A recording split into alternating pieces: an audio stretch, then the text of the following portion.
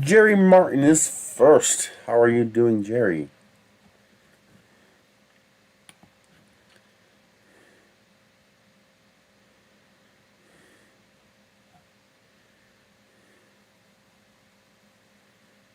I'm doing okay. I almost killed my cat this morning, and I destroyed my chair.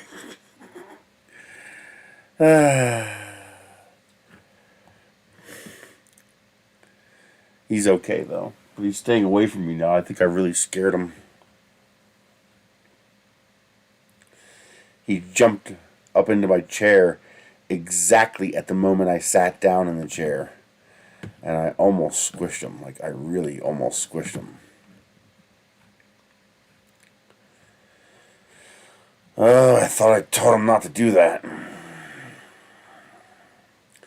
I actually felt him starting to crush underneath me. I lifted my butt and arched my back to avoid killing him, and I broke the back of the chair off.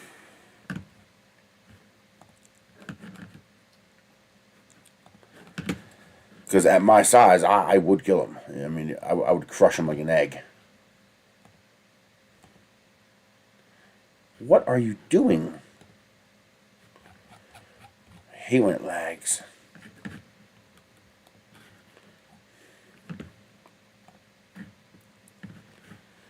Oh, would you stop doing that? Come on. There's a lot of good filament deals out there today. I'm making up a list for you guys.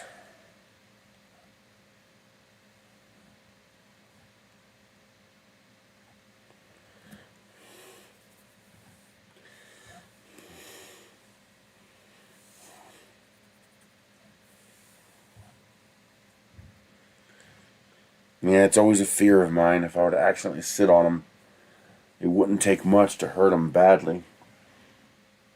I mean, it scared him so bad he didn't even yell out. He just took off.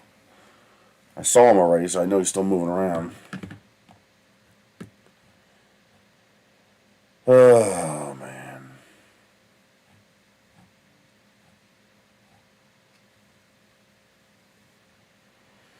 Now he doesn't want nothing to do with me.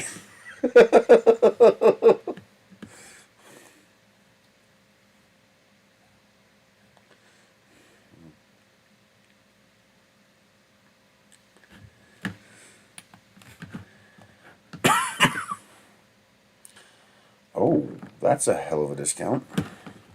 Damn.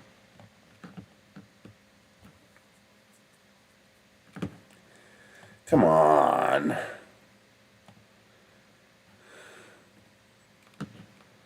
Copy. What is that going to be? 18. 6, 12, 18. So it should be $12.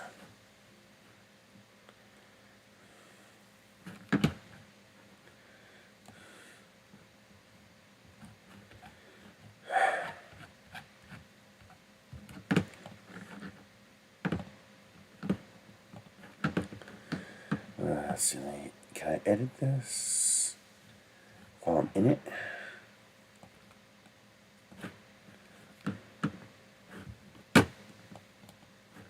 Yes.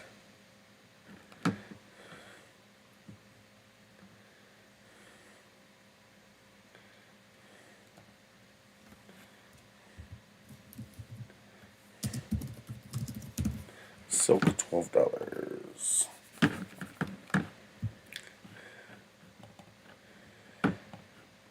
It's like, come on, cat, you gotta get out of my way. Hey, Matt. How are you doing today? Today is definitely the day to stock up on filament if you need filament.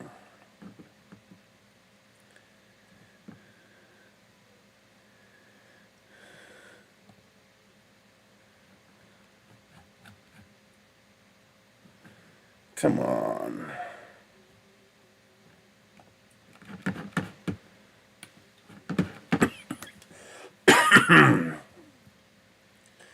What the hell is that? That it costs $180 a kilogram. Holy crap. Yeah, well, apparently it's some kind of Prime event.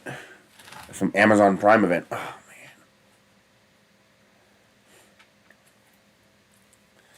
man. And you can get filament as low as $9 a kilogram. I got links in the description.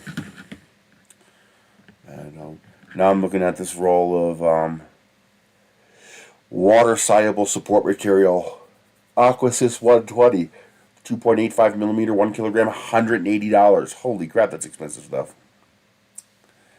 But there's some pretty decent, 12-ish dollar PETG deals, and there are PLA deals aplenty below 14 bucks, with quite a few of them down in the $9, $10, $11 range, including some silks.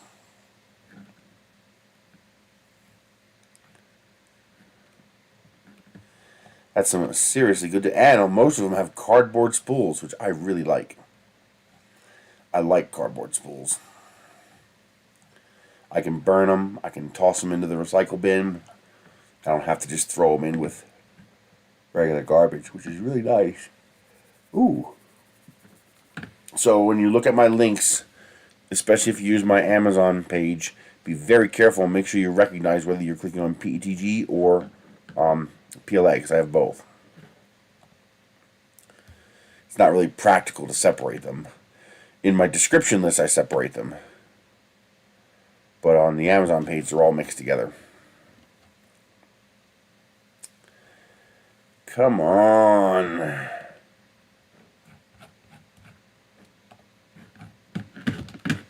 Text. Copy. Edit. Add this to the PETG side.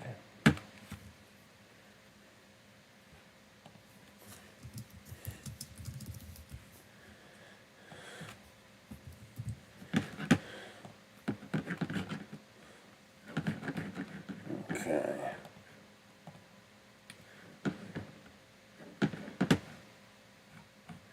What the hell are you? I don't know why you're so expensive. Just regular 95A TPU for 90 bucks? Yeah or no? That ain't a good deal.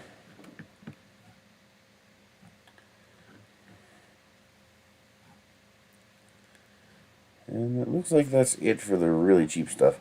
Also, pay close attention to listings when you're searching, because a lot of these listings have coupons. So you get a decent deal plus a coupon on top of that.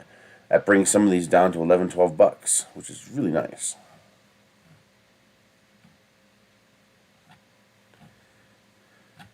I'm not buying anything. I got no money.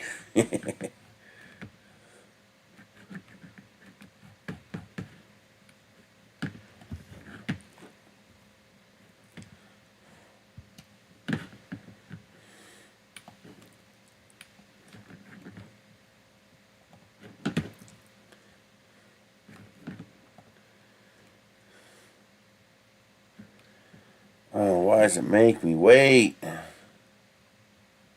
It just takes forever sometimes.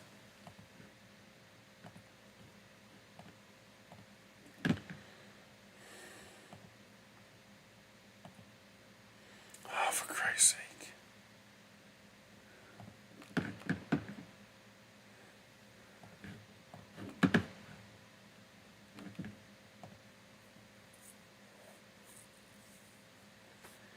Then, of course, I'll click on the list, and then I'll click it again right as it opens, which just results in it closing the list again. Makes you want to growl. Like this one here, $13.49 with a $2 coupon, so that's $11.49 for a kilogram of PETG.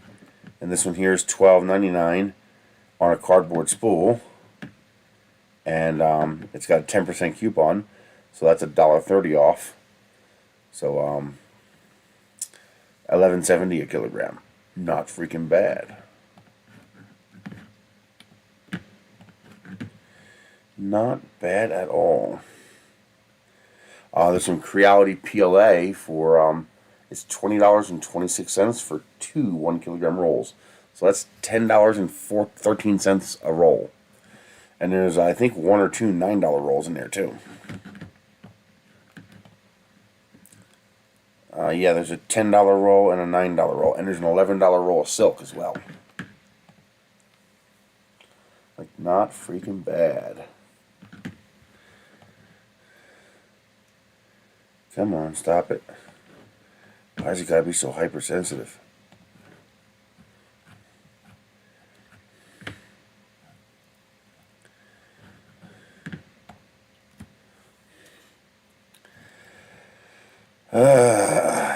Now I have to see if I can fix this damn chair, because I only have two sturdy chairs, you know, besides my office chair.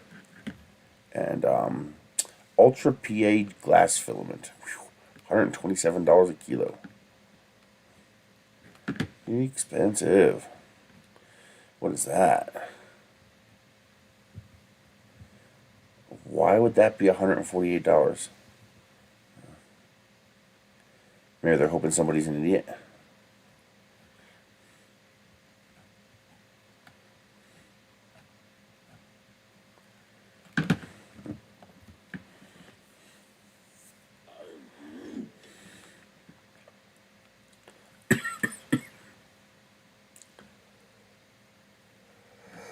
Oh, man.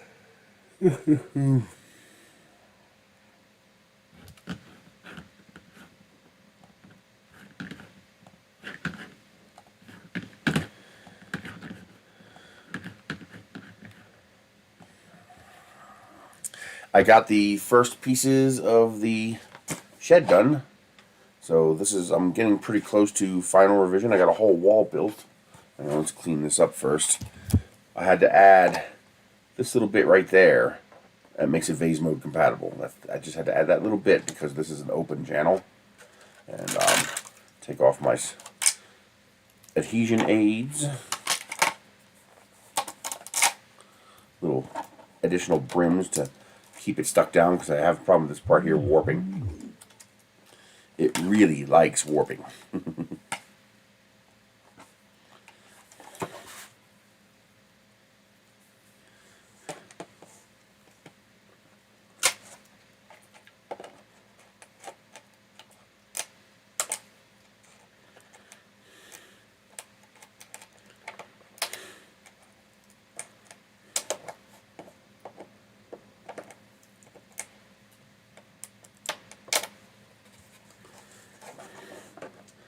So I just gotta nip it here,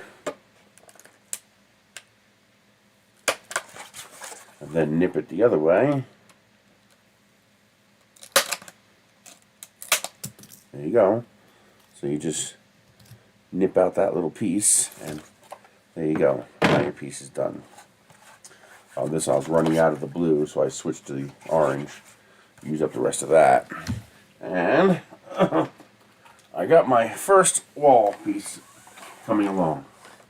So there's my first wall segment. And the way that works is this just slides into place. Like that. And then this just locks in with that piece there. And there you go. There's another chunk of wall. So I think the front and back of this one are going to be 3 segments wide. So now I'm going to start printing 1, 2, 3, 4, 5, 6 segments to get that lined up. Why is this sticking out so far? Either one of these is too short or one of these is too long. That should not be that way. What the hell? It looks okay. But for some reason this is sticking out here. And that should not be doing that. These 3 line up with this one, which implies that these 2 are too short. I'm pretty sure they all, well, that should be pushed over. Okay. that is perfectly lined up on the end here. For some reason that's not lining up. It's close, it should be fine. There's enough tolerance built in. But yeah, so there is one of the wall segments coming along, and it is surprisingly strong. You know, I mean, there's no strength issues here, you know, for a little plastic shed. So that's kind of funny looking. But yeah, there's all the reinforcements on the inside. Now the only thing that I'm not having a good time with is the corners. The corners are too, I think they're too weak. They pop off too easily. I'm having difficulty seeing these are reinforced by the fact that they attach on the top and bottom and along the seams. So the seams don't really do anything structurally except just make the thing, you know, watertight. The real strength comes from these connections here and the fact that they overlap. You can see here the overlap I was talking about earlier. So this I have two, and this has a long and two shorts, and that is so that this seam is always top and bottom by a solid piece. See how this seam here, and then solid here. That really, really strengthens this whole thing. It brings this whole wall together into one unified construct. But yeah, so far it's looking like it's going to work. Yep, it's coming along, little by little. I've had 3 printers tasked to printing the parts. The one printer stopped working. I don't know why. Well, yeah, they take quite a while to print, especially with the PETG. I have to slow down. If I print the PETG too fast, it doesn't stick right. But I'm having a problem with the one end warping off the bed. And I've been trying different, I've got dozens of failed pieces. I'm having trouble figuring out a proper adhesion method to get that piece to stay put, to get it to stick where it's supposed to stick. Because if it warps too much, it's really hard to put together, because it makes the fit real tight. And I've got some tolerance built in for that. That's one of the reasons why. That's one of the reasons why I chose this shape. Is so that, you know, up to here, from here to here, if it warps, it doesn't affect the ability for it to connect together. As long as this part here, it prints correctly, then you're good. But if the warp is big enough to get into this section, then it starts to make the fit really tight. I mean, it's just a shed, so it's not that big a deal, but it's annoying. I want to fix it.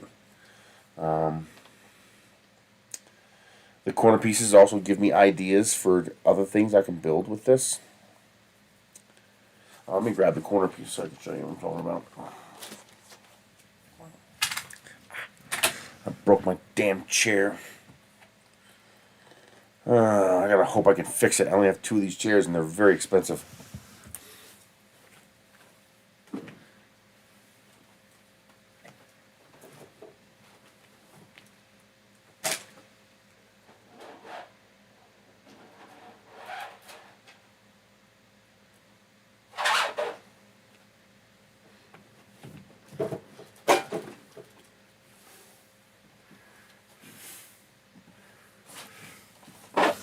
So, here's a set of 4 corners that I got printed.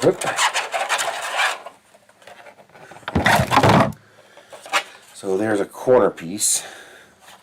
Now the corner piece has no interlock top and bottom, so it's a bit easier to print. But I'm finding out that this connection here, come on, this connection here is a bit flimsy. There's just not much holding that together. It works for the walls because it's not dependent upon this connection. This connection is just to align the pieces and to prevent water ingress and whatnot. So it doesn't have to be. But the problem is the corners themselves, you know, they depend on that connection because I don't have a connection I don't have any connection up here. And even if I were to print these with, that might work. One thing I was thinking about doing was reducing the corners to the absolute minimum. So get rid of all this excess and reduce the corners to the minimum so that I could just use regular infill, 20% infill with like 2 perimeters. Because they'd be so small, they wouldn't add too much to the print time, but that would make these parts really stiff. The problem is the part they're connecting to is still not stiff. So these would still be connecting to a part like this. So that's pretty stiff, actually. Now, why is that so stiff, but this so weak? See, that's good. That's good enough. I'm happy with that. That's actually not as bad as I thought. So it looks like they interface each other very weakly, but that's actually a really strong bite. Like, I'm not worried about that. So maybe I'm over concerned. So this would be one corner, for example.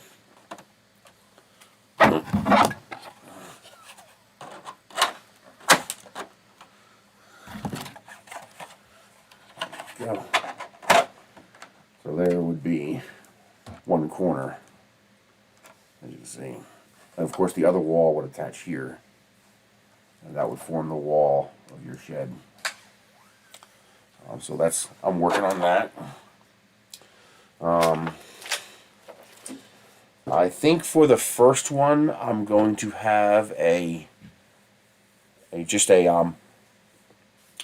socket insert door. So no hinge or anything. The door will just pop into place, and you'll have pins that will hold the door in place, so it doesn't blow off.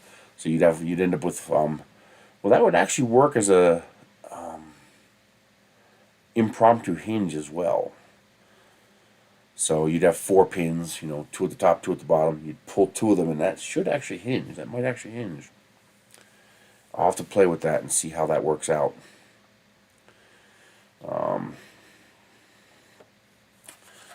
I would like to figure out a way to make this interlock as well, but the problem is I can't use the hexagonal tongue and groove interlock.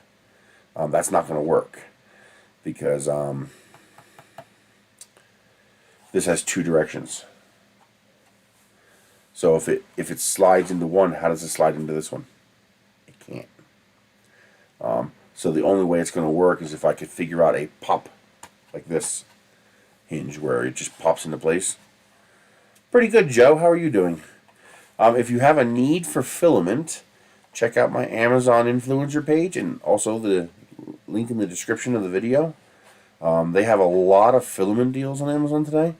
PETG as low as $12 a kilogram, $11.50 a kilogram, and PLA as low as $9 a kilogram. So really good filament deals if you need to stock up on cheap plastic. Some of the brands are pretty good. There's Naga on there, which I like. I like their PETG.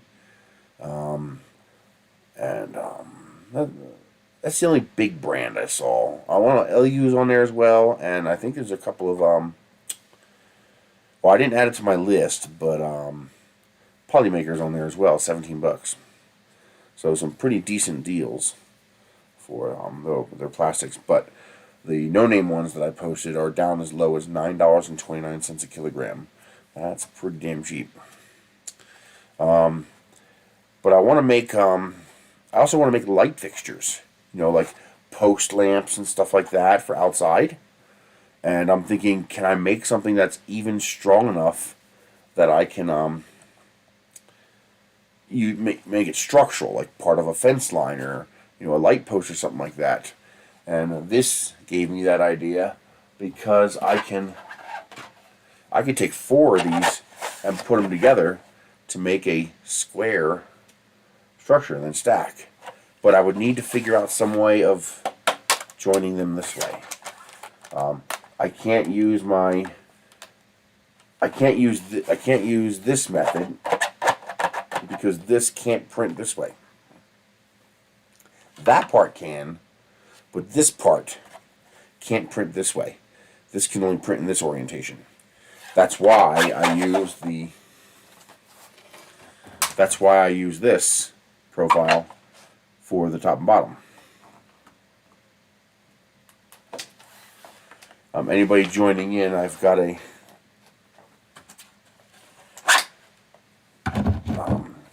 taking the wall segments off, but I got a huge chunk of the wall done. So these are the parts I've printed. For some reason, this plastic has stopped sticking to the bed. I've got enough failed prints to equal one whole piece. You know, like 7 times it failed. You'd get about that far and then it'd pop off the bed.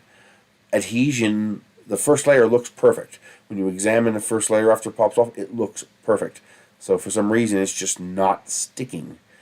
I thought PETG stuck to glass like super glue. Well, it's not. So I've given up for now, and I just stopped using that printer. I'm going to there's got to be something on the glass. Something must be on the glass that's inhibiting the stick. So I'm going to take it to the sink with some Dawn and really scrub it down with some hot water. I'm thinking there must be some sort of residue on the plate that's keeping it from sticking. But it also got me thinking I could use some of my rocket parts to make fixtures for outside. So for example, a lamp post, I could easily use these rocket tubes. You know, right there's a post right there. Then make a nice decorative top, integrate some solar lights into it. That'd be interesting. I could do some interesting stuff with that. Especially if you're using a CR10, so you can make big chunks like this. And then these are just thread together. And you could even go so far as to pour some concrete in here when you're done if you really want to beef it up. Although the only problem with pouring concrete in here is once you do that, this is no longer repairable. If you leave it like this, if this segment here gets damaged, I can unscrew this and replace that piece. But if I fill that with concrete, then you can't. That's a situation where vase mode might come in handy, like true single wall mode. Not this double wall technique that I use, but actual one single wall. Because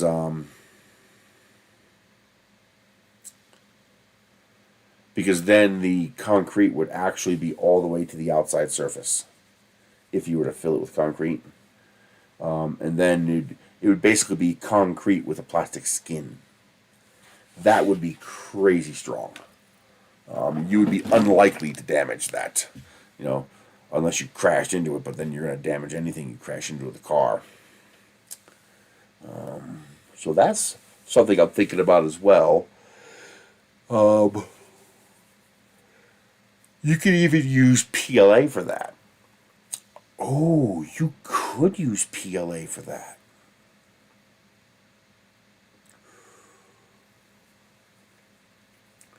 Oh, that's interesting. I need to make a note of this. Vase mode, PLA, concrete filled, single wall, no warp, since filled with concrete. Think live mold. Okay. Yeah, that I need to save. Okay. I was thinking, you have to use PETG or something like that because of the temperatures, but you don't. If I filled all these openings with concrete, not for the shed, but for if I built a lamp post or something like that, it can't warp because it's filled with concrete. How's it going to warp? The question is, would the concrete actually stick to the plastic? So could the plastic warp and buckle?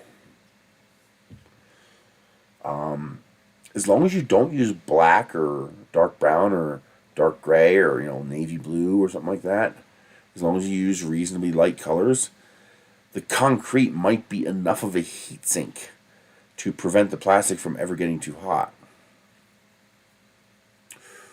That's interesting. 3D prints might be very, very useful as molds to make a live mold, basically, where you'd use a 3D print to pour the concrete into, but it would be a live mold, meaning you wouldn't take the mold off. The print would become part of the concrete. That would have the advantage of being very easy and cheap to make really nice stuff out of concrete, but also it would allow you to use custom colors. So you could use like a silk PLA, for example, and make a really slick looking, fence poster or lamp post or something like that. Oh, that's interesting.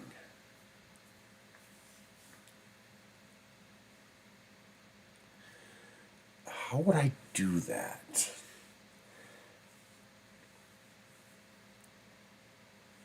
I think the only way I could... That's annoying. See, I don't want to do it that way. The easy way to do it... Eyes are still bugging me. The easy way to do it would be to have these lines, these ribs, come from the outside in.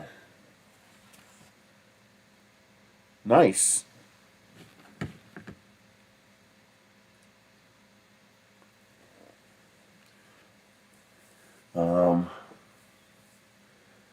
The problem is then your outside's not going to be very pretty, because you're going to have all those little seams where it goes in. These seams right here. Those little seams, which won't be as pretty. I'm trying to think of a way to print this reinforced part, but without this inside wall, so the concrete can actually get all the way in. Not for the shed, for doing a lamp post or something like that. I'm getting other ideas for what to do with this technique. And I think the only way I'm going to be able to do a connection here, which I don't think I need for the shed, but I will need for other ideas. I would have to make this profile here. I would have to make this profile a little rounder, so more of an oval instead of a hexagon. It won't be as tight a fit, but it'll allow a pop fit and still be printable in that orientation. It'll let me do this. I can't do this. That won't work because, well, look at it this way. If I insert this, how do I insert that one? See? You can't do it. You can't do a slide fit with two perpendicular faces. That doesn't work. It only works when it's one face on one face. So you can do that. Or so you can do this. So in order for this to work, it has to be a pop fit.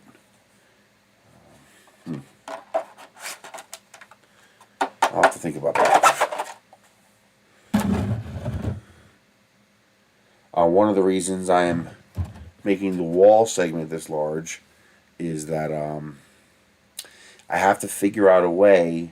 The one thing I haven't figured out yet, I've got ideas, they're juicing, but I need a floor and I need a roof for the shed.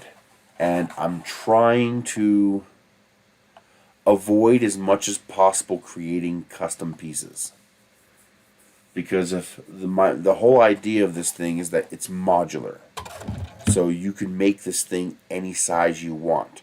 If you want to make a shed that's, 3 foot by, 8 inches deep and 5 feet tall, so you have this little micro shed for you to put shovels and rakes and stuff into, or if you want something larger to hold gas cans, or if you want something larger still to put your lawnmower in or put compost in, the idea is that you have one set of parts. You basically, like for example for the walls, you would basically only have to print long pieces, short pieces, and corner pieces. And that's the only 3 pieces you would have to print, and you'd be able to build basically the entire thing. The object then is to make So, for example, now you're going to have a shed, but you need a door. Okay? So the idea now is to make the pieces that make up the trim around the door, because you're going to have a custom piece that's going to be the trim. It's going to square off one side and be a hinge on the other side. Well, I'm going to make those pieces exactly one half one of these, so that your door itself will be a combination of the long and the short pieces. So your door will be made up of the exact same parts as the rest of it's made up with. And that means the dimensions have to be right so that they end up fitting how they need to fit. If I get that wrong, then you're going to require custom pieces. Now, of course, if you build exactly what I upload, no problem, right? But what if you want to make it bigger?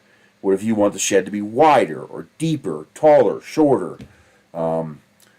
If the pieces aren't universal, then you'll need a different custom piece if you make a different size. And I'm trying to avoid that. I want to make this like Legos, like building blocks or Lincoln Logs, where all the pieces have the same size, the same dimensions, so that you can make whatever shape you want and still end up with something that clicks, that works together. So I had to figure out how to do the roof. And that's a tough nut to crack. I haven't figured out how to do that yet. I can't get around the need for custom pieces, because I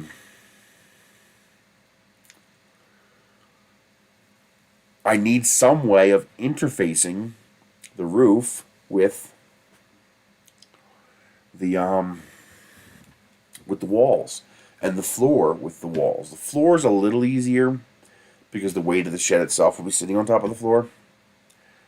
But I need to make sure it's not going to just blow over. I already figured out how to attach this to a wall, so I will 3D print a piece that fits right inside here. So this little triangle piece, and that piece will have a single screw hole straight through it. So this, all the way at the bottom here, as you can see inside here, it touches. So it's 0.8 millimeters thick. You can put a screw straight through that.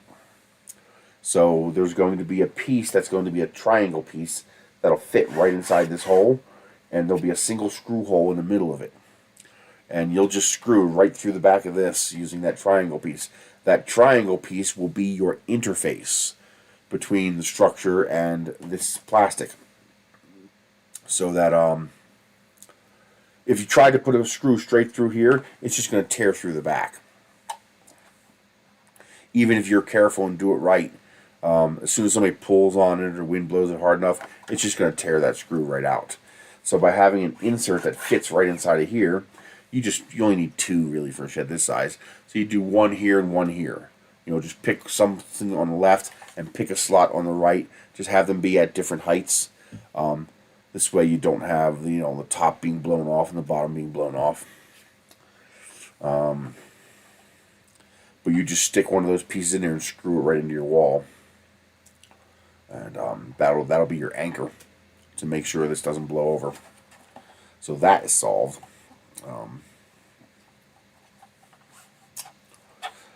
Just gotta figure it out.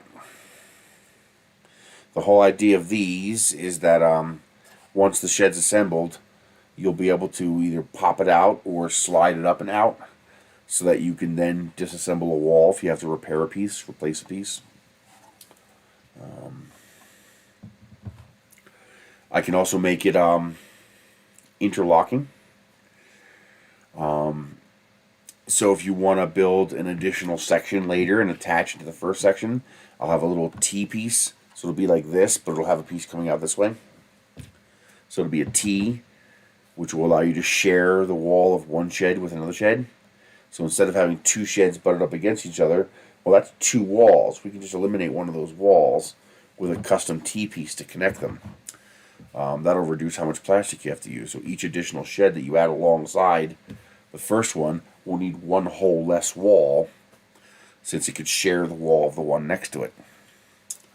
And because you didn't glue it together, and because these all interlock, You can just, pop these corner pieces out, and now also you only have to print the interlock, and you don't need to print the right-hand corners, because you're going to take the corners from the existing shed and move them to the right, and then install your interlock pieces in between. So now you have 20 less corners to print, although you have to print the T's, and also one hole less wall to print, since you'll now be sharing the wall of the existing structure that's already there. And so the idea for the roof is that the roof will be made of... The only problem I'm having is I don't know how watertight this is going to be. Water has this tendency to get in no matter what you do. Unless you have a complete overlap, water will get in. So for example,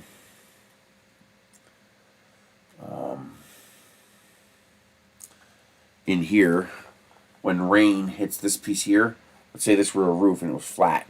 When rain hits this piece here, well, it can't get through here because it has this here. But it's going to dribble down to this point here.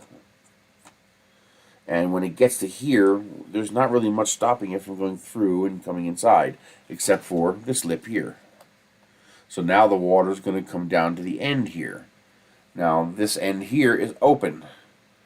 So is it going to go inside this channel, which will be okay, or is it going to go through here and get inside your structure?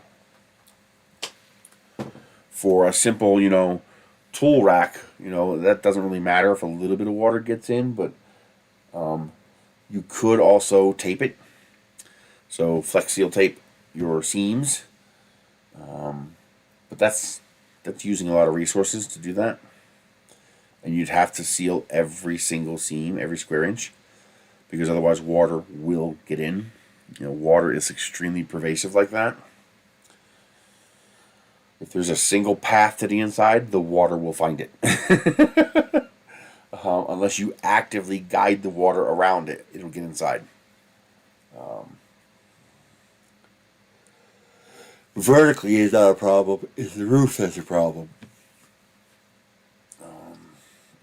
And I'm limiting myself to 200 by 200 millimeters so that anybody can print one of these. Now when I make my bigger one, I'm going to use whatever size printer I have. But for this first prototype, I'm limiting to 200 by 200 so that anybody can print this.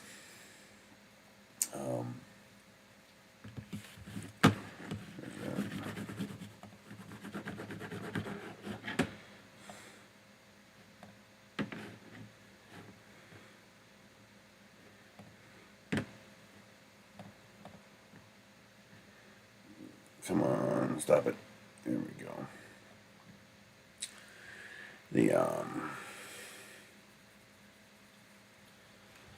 I'm calling it Gersheds, so all the pieces are embossed with the name Gersheds.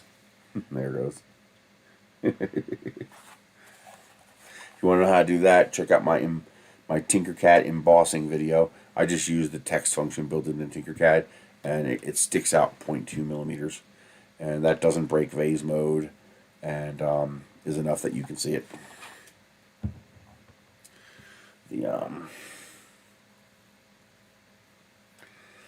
But that is so interesting, the idea of using the plastic to make a mold for concrete. Because it won't be repairable. The PVC conduit would not make it repairable. Well, I would not use concrete on the shed. The shed's just going to be plastic. But for like the lamp post and the fence post, those I don't think plastic alone would be strong enough.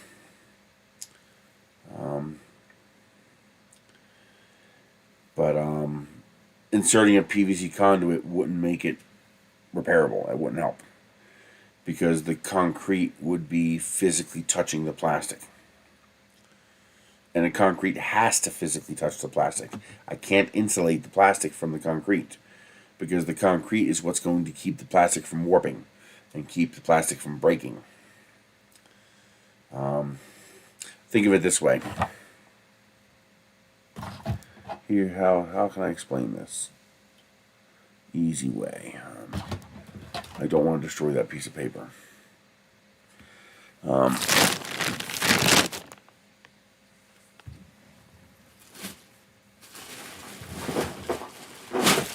So, let's say you have something relatively weak.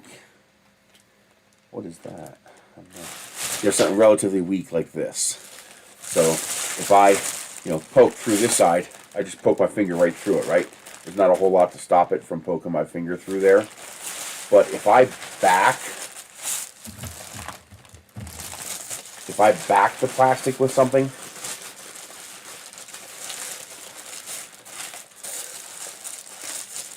so that now the plastic is covering something else, well now I can do that all day long and it's not going to damage it. Because now the strength from impact of this is not the plastic. It's not this plastic, which I can easily punch through. Now it's the strength of this. Because this is just a skin. Yes, that is in the UK. In the US, it's even cheaper. It's not two 2-kilogram rolls. They don't do 2-kilogram rolls. It's 1-kilogram rolls.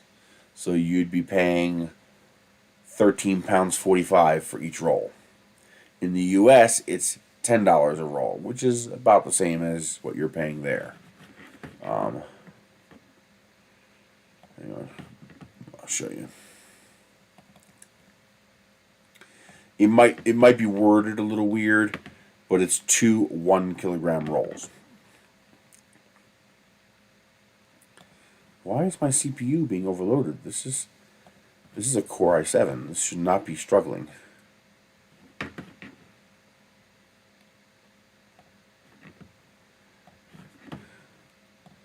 See here, it's bundle 2 kilograms. But that's a grand total of 2 kilograms, not 2 kilograms per roll. So this is $10.15 a kilogram. That's pretty darn cheap. There is one cheaper. This one here is actually cheaper.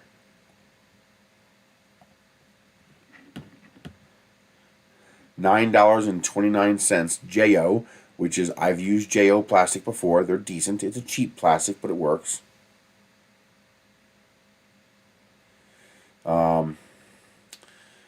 And it's I do have multiple colors, but I have a feeling. Okay, that's about the same deal as the Creality deal. So the single roll is actually cheaper than the combo.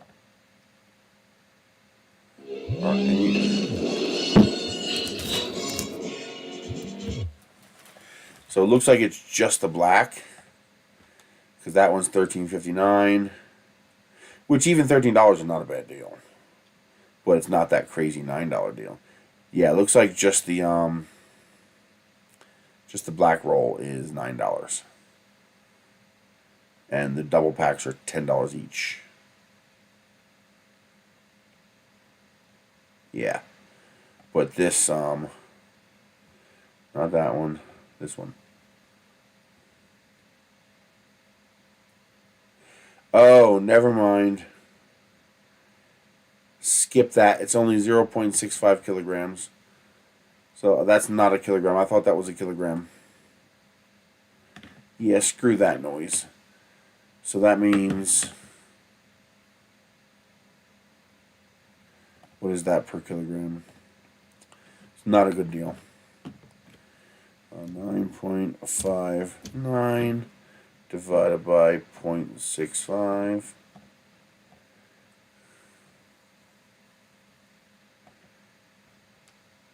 times 100.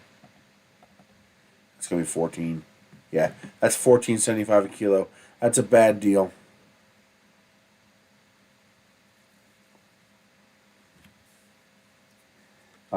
That's $14.75 a kilogram. So that's not a good deal. So ignore the JO. So your best deal is the Creality. The 2 kilogram bundle, if you're in the United States. That's two 1 kilogram rolls for $20.29. That is $10.15 a kilogram. Now there are a couple other nice ones too. So you have this roll of silk for $11.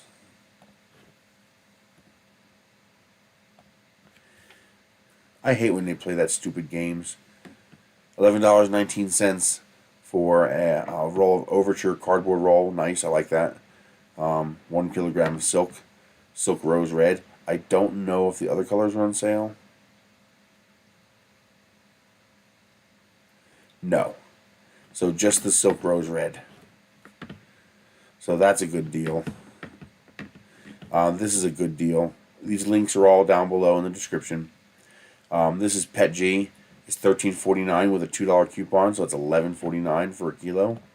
And this one is Phyros PETG, $12.99 with a 10% coupon. So the combination of both of those gets you $11.70 for a kilogram. That's not bad. I have not used Phyros, but I'm betting they're the same as Kineouet. It looks like a Kineouet roll. So it's probably OEM from the same place, so it should be decent. Rep Wrapper, I think I used Rep Wrapper filament a long time ago. So my experience might not be valid anymore. It's all Esun? No, it's not. No, it's not. There's too much variety. There's too much difference between them. If they were all basically the same plastic, just with different labels, then I'd say, yeah, probably that. But there's too much difference between them.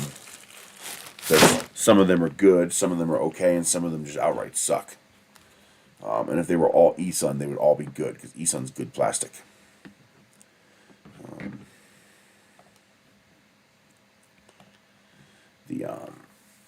I like Esun plastic. Their plastic's pretty good. It's not great. It's not like, oh my god, incredible. But it's good plastic. And some of these cheaper brands, I guess none of them are horrible. It's more for my particular uses. Please check the link you sent me. Hang on.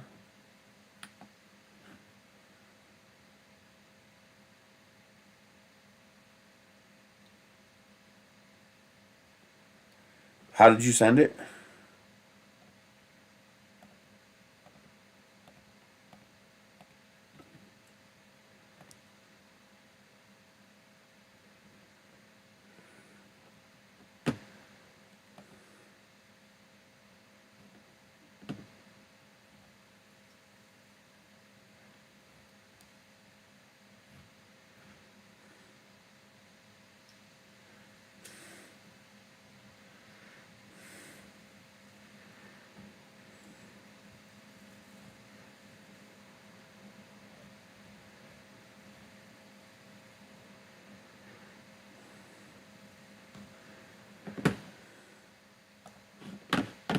I haven't gotten nothing by email yet. Let me check the spam.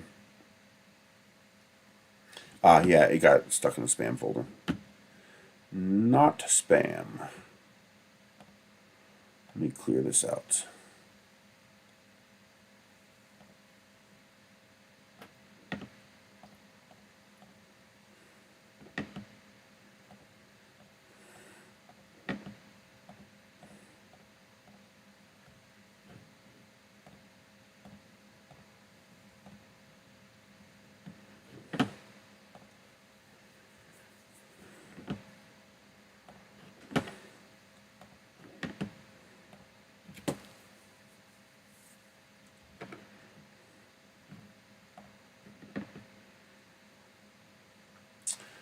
Looks like it's 29 pounds with a 10% voucher.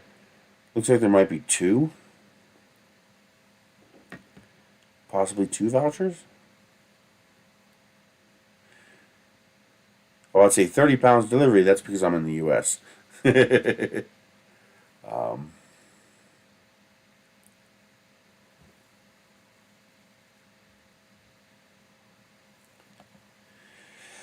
It doesn't matter what it says.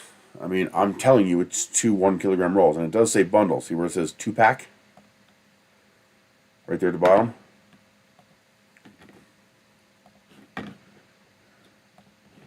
See where it says 2-pack?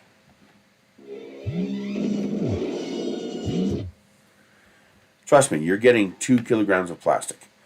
Although they're saying cardboard spool, but I don't think they come with a cardboard spool.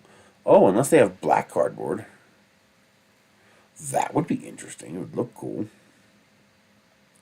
But yeah, this is, see, item weight, 2.58 kilograms. That's your total weight right there. So that would include the box it's shipping in and the spools. So you have 0.58 grams for the spools in the box and 2 kilograms of plastic. Trust me, this is 2 1-kilogram spools.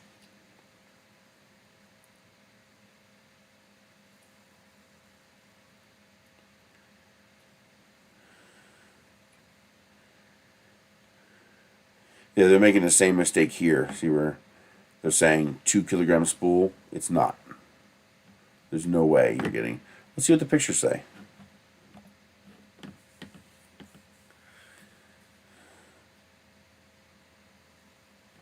I don't know if I'd call that cheeky. That's more they're Chinese. And, you know, when they convert to English, it's not always crystal clear.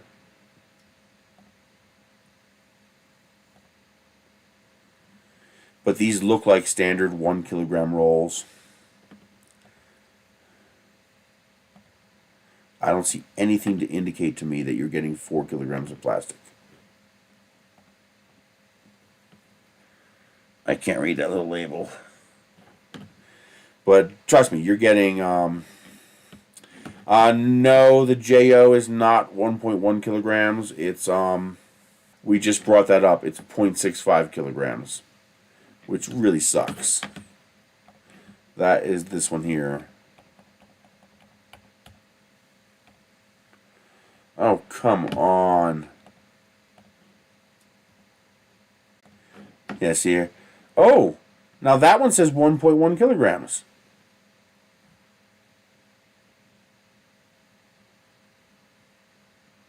Wait a minute. We just checked this and it said 0.65. So this, oh, this one here, black, is 0.65 for $9.59. Oh, there it goes.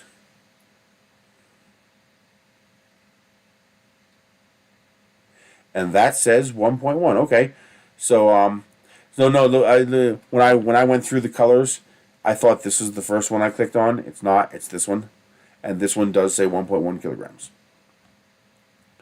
So why do they have this listed? Why do they have a roll at 0.65 kilograms? That's weird. But yeah, make sure you click on the right one. My link goes to the correct one. But make sure it says 1.1 kilograms right there. Don't accidentally click on the 0.65 kilogram one. Basically, it should be 9.29 and say prime big deal. The other one does not say prime big deal and it's 9.59. Well, it still says prime big deal, but it says 9.59. You don't want that one. I wonder what the difference is. Like, what the hell is this one? But this one here, the second black one, it is 1.1 kilograms.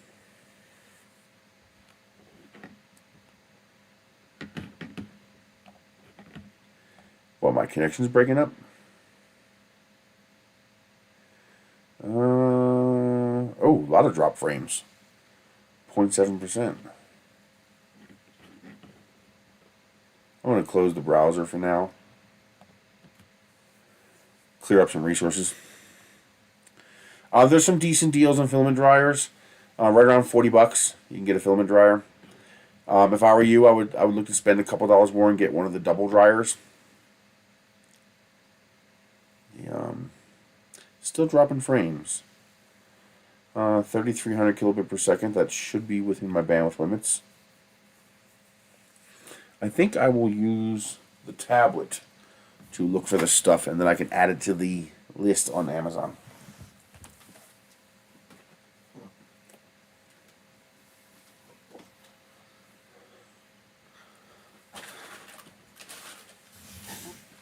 By the way, this tablet is amazing. The Blackview Active 8 tablet. I freaking love this thing. It's a nice, decent, 10-inch or so screen. I actually use this to stream programs to my TV. So instead of using my little media player, which I have to copy to a thumb drive, for example, I have The Rookie on here. I'm on season 4. And then you see it's loaded here, right there. And I just turn on my Chromecast on my TV, hit play, and it streams right to the Chromecast. And using VLC, I can turn off the screen while it's streaming to the TV, and it uses like no battery. And this thing has a 22,000 milliamp battery inside. Oh yeah. I want to check on the double dryer right now.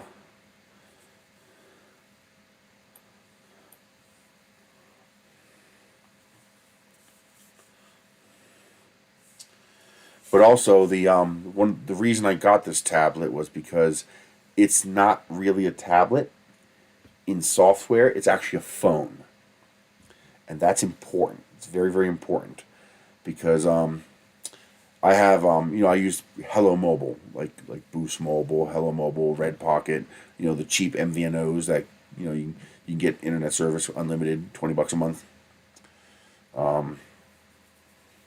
I don't have a SIM card in it right now because I don't have the money. But once we're doing better, I'm going to get a SIM card for this one. It'll be $17 each. Normally, you can't put a phone SIM card in a tablet. It won't work. You won't get data. Tablet is considered different than a phone. So the SIM card you would put in your phone is not going to work in your tablet. You need a tablet specific. There's 2 ways that these devices access the internet. There's 2 protocols in place. You have cellular data, which is what your phone uses, and then you have DUN. That's a holdover name from the old days, dial-up networking. The dial-up networking protocol is blocked by most U.S. phone providers. That's how they're able to let you have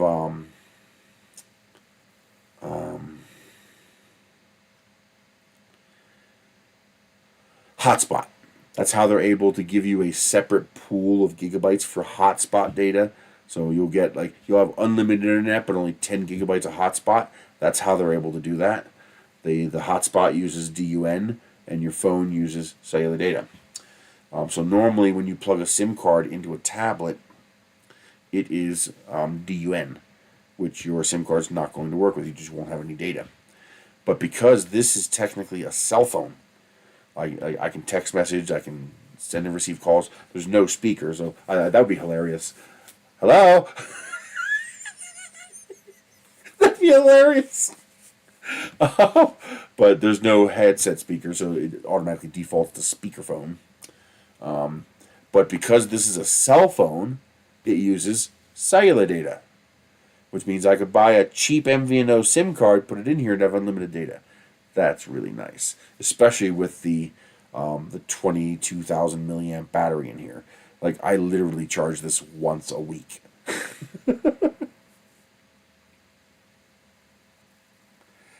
Yeah, eSIM is kind of annoying. Well, I won't use eSIM if I can help it, because what they're trying to do is the original cell providers in the U.S., the CDMA providers, Sprint and Verizon, Cricket and Metro and stuff like that, they use serial numbers, an ESN, basically an eSIM. The problem is that locks the phone to that network. Okay, so you lose interoperability, which eSIM does have, but the advantage of a SIM card is I can literally take the SIM card out of this phone and stick it in this phone. And they don't like you doing that. They don't want you to be able to do that. They want to force you to have multiple accounts. They want to force you to go through them to make that change. They want to make that a hassle. So I just won't use eSIM if I can help it. I don't want them having that control. They should not be allowed to have that control. But because this is technically a cell phone, I can use cellular data, which means I can use a cheap prepaid SIM card in this and get unlimited data on that nice screen with that big battery. It's even got decent speakers. It's got like some Harman Kardon design speaker thingy, whatever. Although for some reason it only slow charges. It's not compatible with all my PD chargers. I'm not sure why. I gotta find I tossed the box as soon as I got it, but apparently there's a charger in the box, and I gotta find that. Apparently that will fast charge it. I gotta figure out why the protocol is different, what protocol it's using. But yeah, nice. It's a nice tablet. Let's see. Yeah, but I don't like eSIM at all.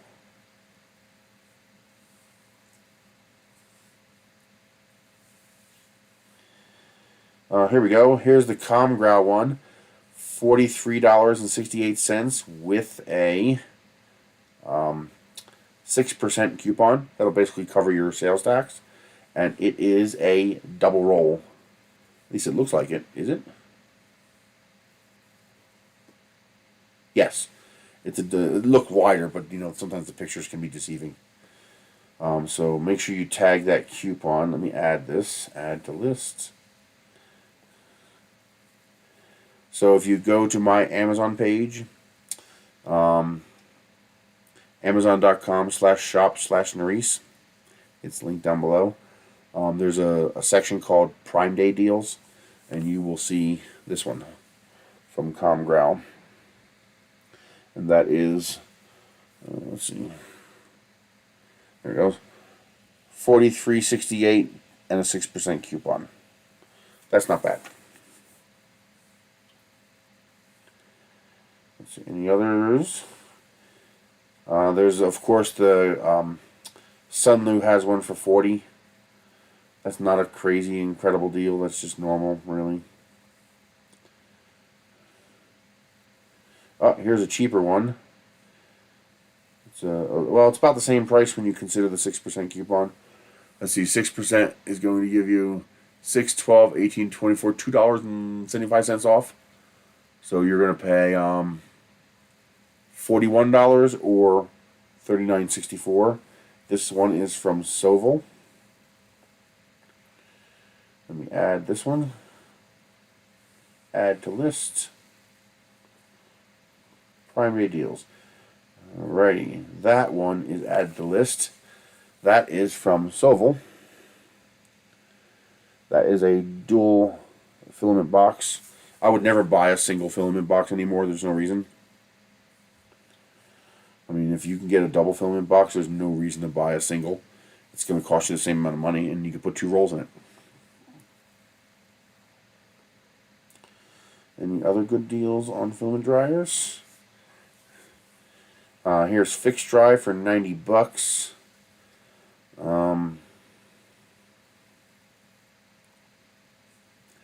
This is a higher end unit, and it might actually be better, simply because it's a higher wattage. So this one actually has some power. It's a 110 watt heater. So if you want something with a little more kick, that is added. That is from Fixed Dry. That one's $90. But it does have a 110 watt heater in it, so it actually has some power. Let's see, that one we already got. We already got that one. That one's too expensive. Any other doubles? There's probably only really the 3 or 4 different kinds. And the rest they're just OEM'd. So same company, different label.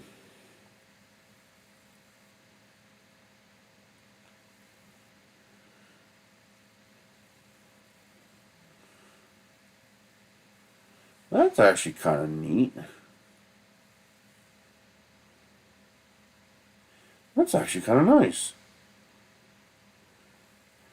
Not for that price. Jesus Christ. I hate when they lie. When they show you one item and they show you a different price. See, this This is something the FTC needs to crack down on. This really pisses me off, and they do this on purpose. So there you have, looks like a nice little spool dry box, right? $12.99. I was like, oh, not a bad deal. But then when you click on it, you see it's $50. So what the hell was the $12.99? That was a spool holder. And all of these items are reasonable, so I don't think the vendor is doing this. I don't know. I don't know if this is something that Amazon's doing, or if this is something the vendor is doing, or if it's both and they're taking advantage of it. But this should be illegal. That should not be legal to do that, because that price does not match that product. They should be either required to show the correct price for the picture displayed, or show the correct picture for the price displayed. Because it pisses me off when I click on a listing to realize it's a scam and I just get pissed off and leave. I believe it or not, I wouldn't be surprised if they're the same thing. I like both companies. I have no qualms with both companies. Let me see if there's any appreciable difference. Oh, they're exactly the same unit. They're exactly the same unit. I personally would buy, I would probably buy the Sovo unit just because it's white instead of black. I don't like black things. Black things make the room darker, while white things make the room brighter. So I try to use light colors as much as possible, just because if you go walk into somebody's house who has black appliances in their kitchen, and then walk into somebody's house who has white appliances in their kitchen, there's a huge difference in brightness of the room. It's just how light works. So I prefer things that are white over black, but they're identical. I mean, look at the ComGrau unit. Look at the hinge. Look at the buttons. Look at the screen. And now look at the Sovo unit.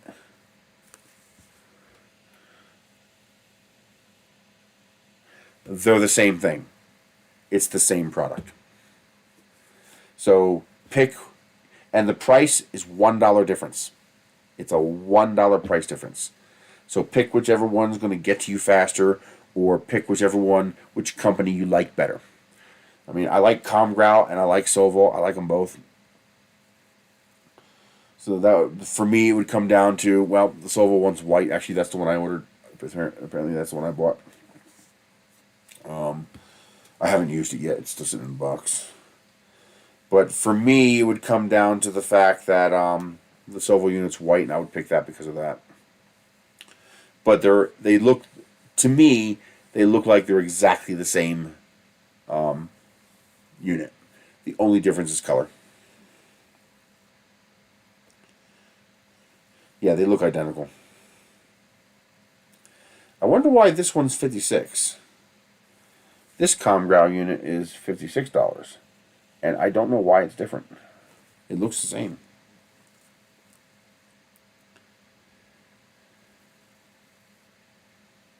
This one here is $42. They have it 3 different times.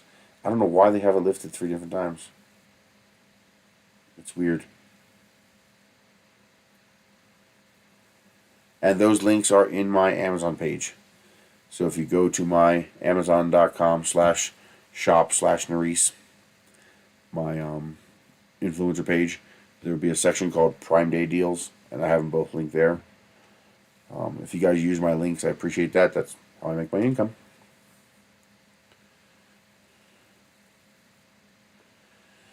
Those filament deals are especially good if you want to stock up on some cheap filament. There's a few in there that are silks and a few that are colors, but mostly it's black and white. Any other good deals on dryers? We have the new Creality dryer. It does actually look like it's made by them because it's unique. You see, it's got a unique interface. It's $42, but for the same price, you get a double dryer box. So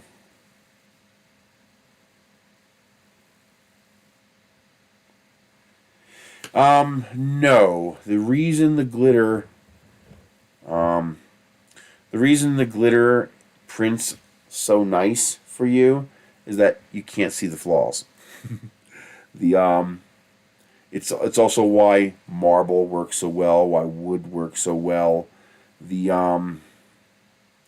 the filament is intentionally flawed. It's got glitter in it. And that glitter is going to break up the outline of whatever it is you're printing. So when you print something like this, you can very clearly see the layer lines. Well, not really on this one. This one's actually pretty good. I'm actually surprised. It's actually really nice. Especially being PETG. But either way, you can see the very clearly seen lines. Doing pretty good, Sean. We're talking about the shed that I designed and I am printing pieces for. So these are the corner pieces. And I'll show you the panel in a second. We're also talking about deals on Amazon. If you check out the links in the description, there are some $10, $11 rolls of filament. But I'm also got a whole bunch of the shed printed. So here is a big chunk of a shed wall that I've printed. And so far it's working good. They interlock really nice and tight.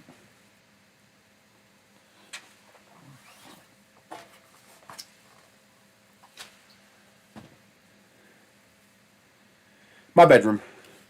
The power outlet at my desk stopped working. I've got to pull the food rack out away from the wall so that I can I refuse to do it with the stuff there because I'm going to lean on that bottom shelf. It's going to tip over and I'm going to dump 800 pounds of cans on top of myself. That just screams bad idea. So I've got to empty it, pull it out of there, figure out what's wrong with the outlet. I don't want to take a chance of starting a fire. That's the last thing I need.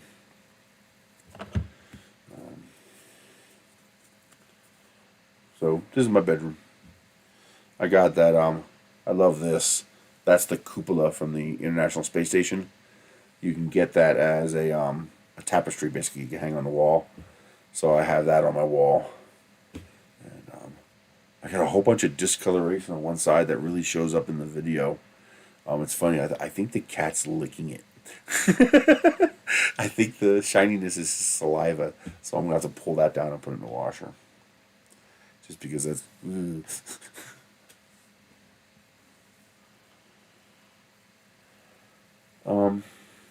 Hang on a second, guys. I haven't seen the cat in a while, and I'm really worried.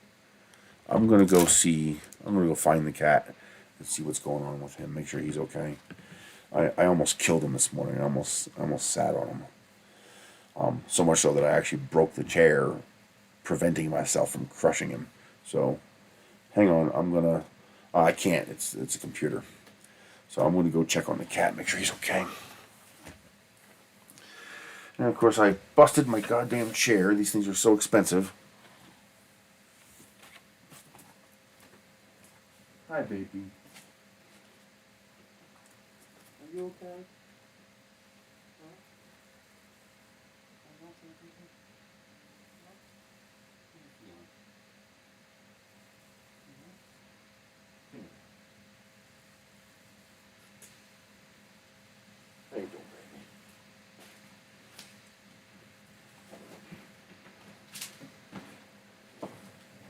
Yeah.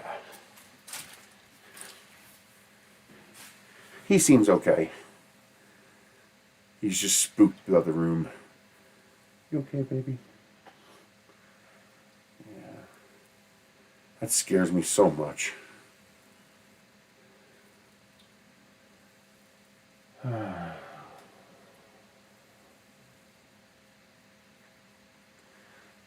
Good boy. He's not limping or anything. Here you go, baby.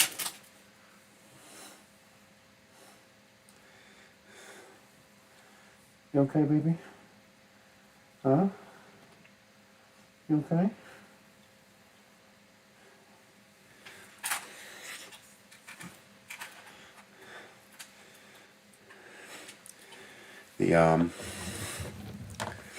Well, that's the problem with cats, is that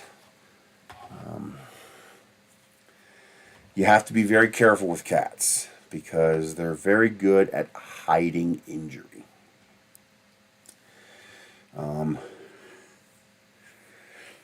Yeah, because the outlet that powers the computer and everything at my desk is bad, and I'm not taking any chances. I turned off the breaker until I pull that shelving unit out of there and get to that outlet. I have the breaker turned off for that part of the house because I am so petrified of fire. Especially now that I don't have insurance anymore. I am absolutely terrified of fire. Cats do not, they do not, what's the word for it? They don't display symptoms until very late. Usually when a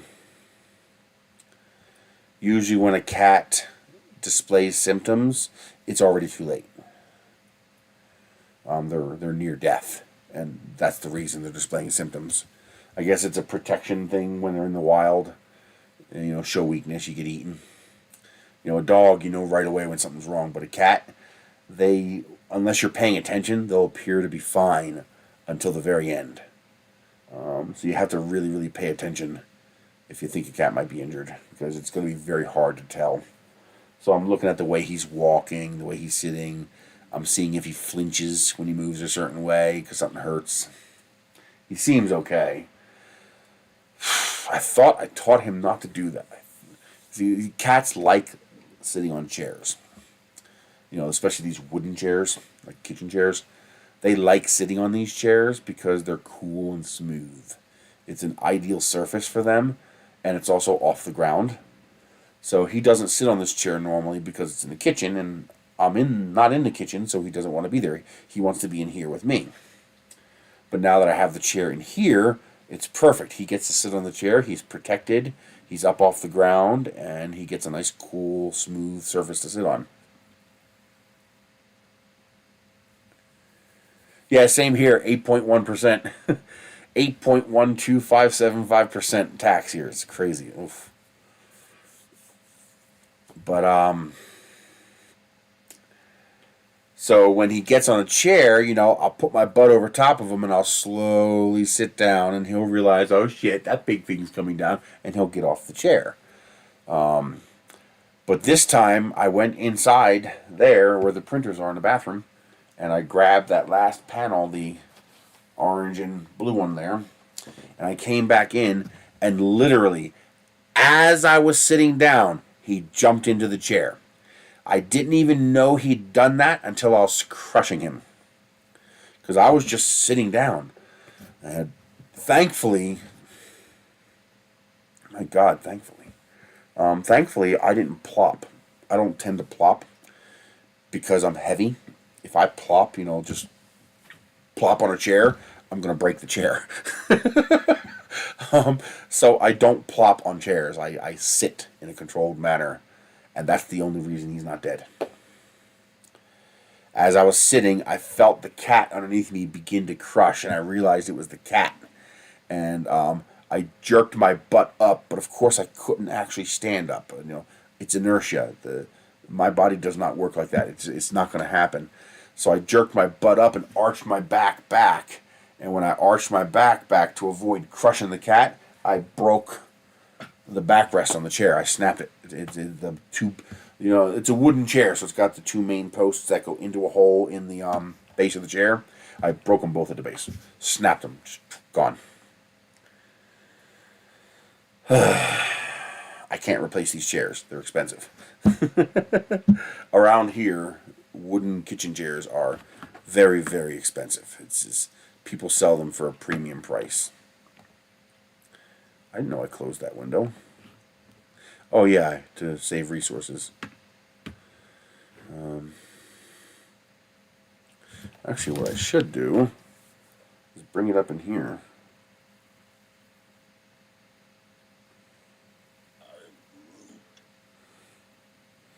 And of course, I just got rid of that.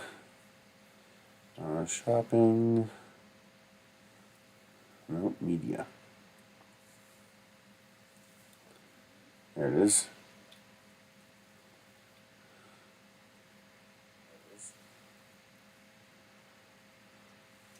So pause that. And there, now I have the chat on the phone. I don't know why this is struggling today. I don't know if it's an internet problem or if it's a computer problem, but this is a Core i7 with 16 gigabytes of RAM. It should not be struggling at all.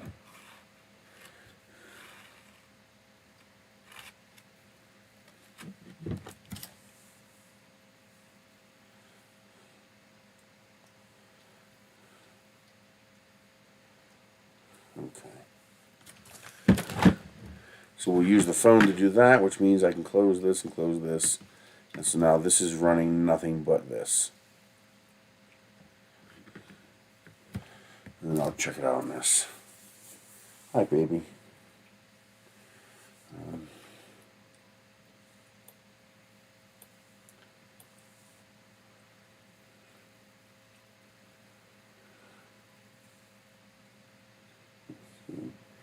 Marketplace.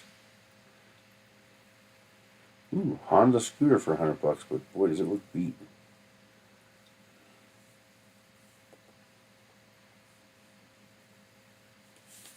What are you doing? Oh.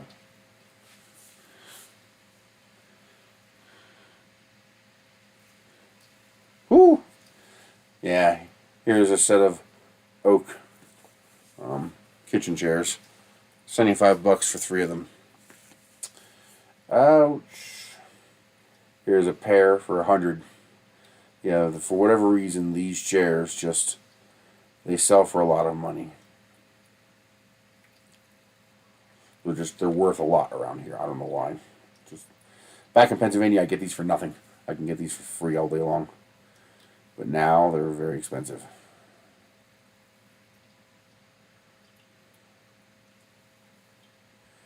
Actually, that looks like my chair right there. Yeah, it's a very simple. They're not strong enough for how heavy we are.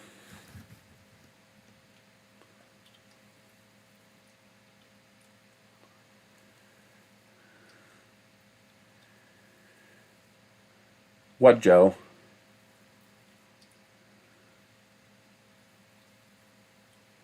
What happened to an item you ordered?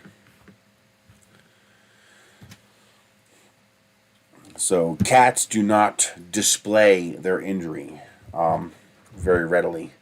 So you have to be careful with cats because you can really hurt them and you might not realize it. And I'm always careful with Michelle because she's a plopper. When she sits in a chair, once she passes that tipping point, she just plops in the chair. And if the cat is in the chair at the time, he won't be able to get out of the way fast enough, and she will crush him, like I almost did. And,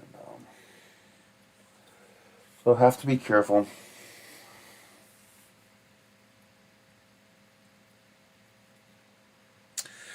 They're well built. They're high quality. That's the reason I got them. These are some of the best quality chairs made.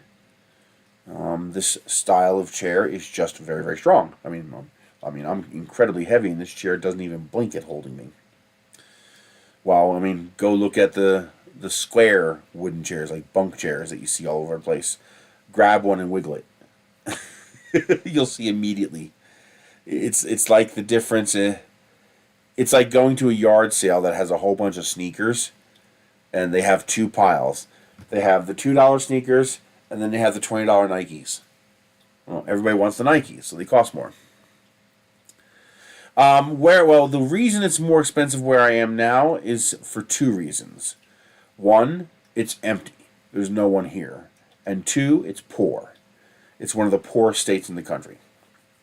So, actually, where I live right now is similar in median income to where I came from. Median income in Edgewood is $80,000. I wish if I made half of that, I'd be sitting on high.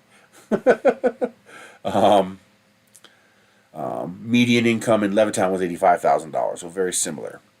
But there's a density difference. In Levittown, I have 10 million people around me. Maybe more if I travel a little bit further. If I traveled the equivalent of how far away the west side of Albuquerque is, that's probably closer to 15 million people. While here in Edgewood, next to Albuquerque, the biggest city in the entire state, I have less than 1 million people. And my little town is 4,000 people. So you have a smaller pool of available items with a smaller pool of poorer people.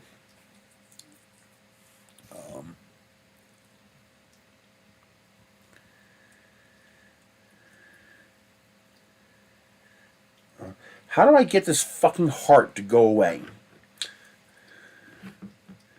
There's this stupid fucking heart at the bottom of the screen that covers up.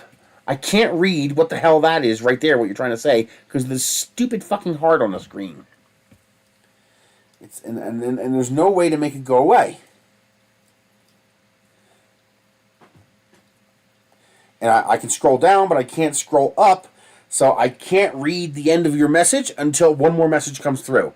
2 messages have to come through for your message to scroll up enough for me to see the bottom of the goddamn message. I wonder if I rotate the screen.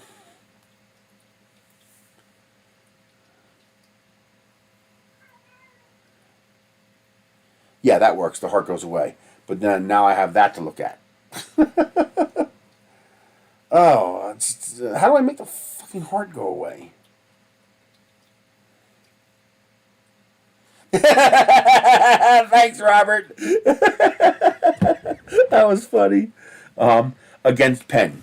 It's because of population density and wealth. It's also because of how trash collection works. That's actually really important.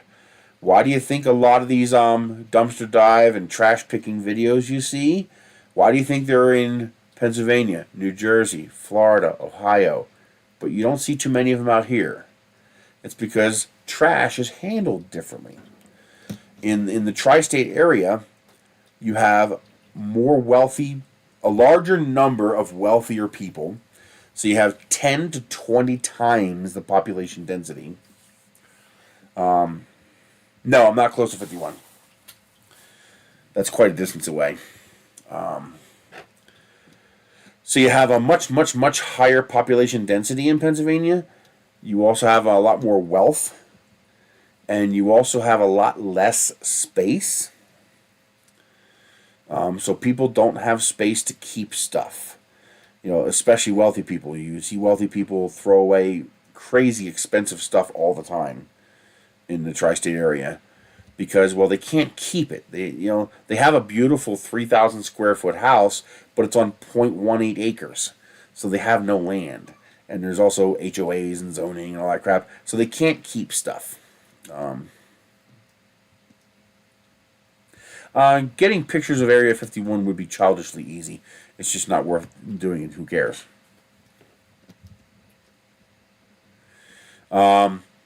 So they get rid of stuff.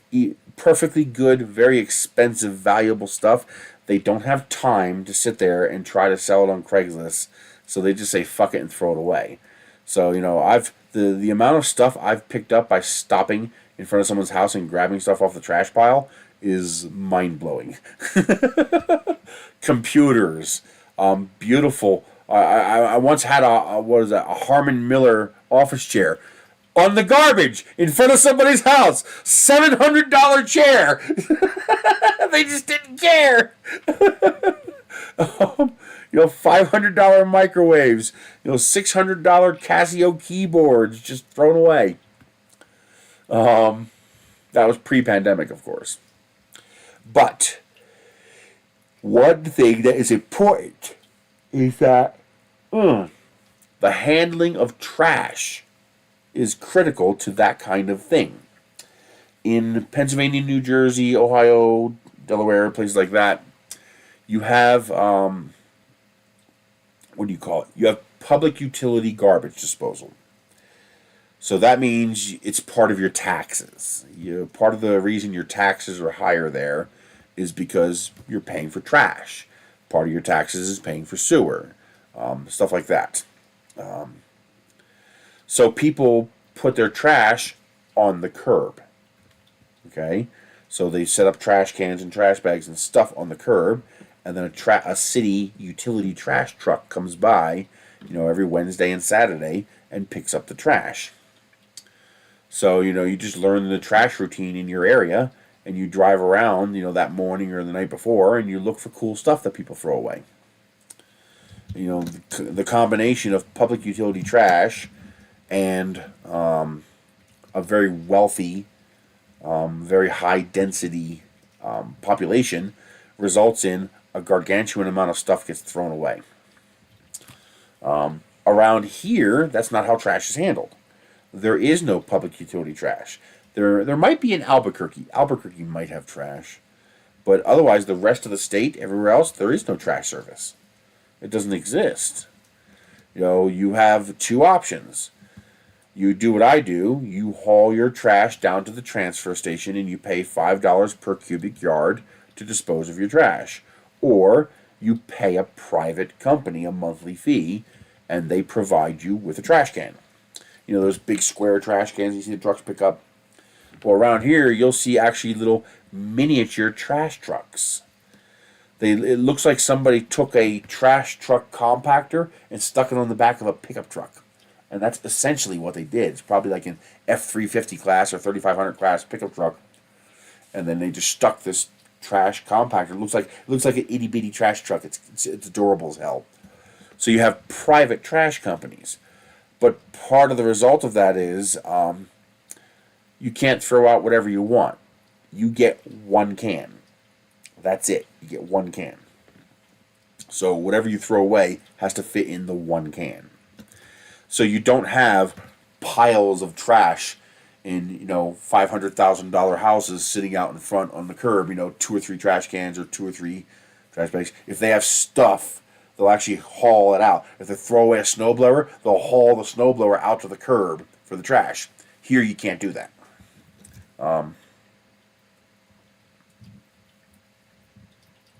Yes, it's yours. If someone throws a diamond ring in the garbage, that is considered abandoned. It is public property. This is actually interesting. It's one of the reasons why trash picking is irrefutably legal in the entire United States. You're actually not allowed to pass a law that makes trash picking illegal. You could pass a law, but it would be challenged. And the reason is the police. The police are... It doesn't matter. You threw it away. If you throw something in the garbage and I find it and I use it and you come back 2 years later and say, oh, that's mine. Well, too bad. You threw it away. You can't just take it back. Now, if I found the diamond ring in someone's garbage and someone came out and said, hey, did you find a diamond ring? I'm giving it back to them. But that is not a legal requirement. That is an ethical requirement for my ethics, for my personal ethics.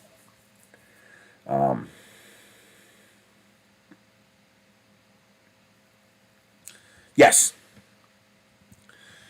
And that would be the correct way to do it if you don't know who the owner is for something that valuable. For something that is essentially garbage, you don't have to do that, and there's no ethical or moral dilemma involved. I mean, if I find, one of these out in a field somewhere, I'm not going to the police and saying, hey, I found this. Can you put it lost and found and I can claim it later? That's not how it works. But, you find something like this, a little different. Big diamond rock, yes. You do the right thing. Most places, the police will hold it lost and found for a certain period of time, and after that certain period of time passes, you can claim it. It's what's called salvage rights. That's basically how salvage works, except this is on a small scale. So around here, there are no trash cans lining the street and stuff people threw away that doesn't fit in the trash cans, because that's not how it works. Around here, you get one trash can if you pay a private company. Otherwise, you haul your trash yourself to the trash dump, and so, of course, you never have access to it. That's actually how I got access to one of these plastic sheds. I was at the trash dump at the same time as the guy was throwing them away. And I was like, can I have that? And he's like, sure. I'm just throwing it away. So hell yeah, I grabbed it. Because those things are like $300. Bet your ass I grabbed it. But that's a rare thing. You don't really have that much opportunity around here to do that. And then the other part, we're poor and we are on an island, which means everything is worth more. You see, in Philadelphia, your wooden chair isn't worth anything because there's 100 of them available. If you want $30, I'll just drive around the block and I'll find two. Actually, I could probably show you. Let's see.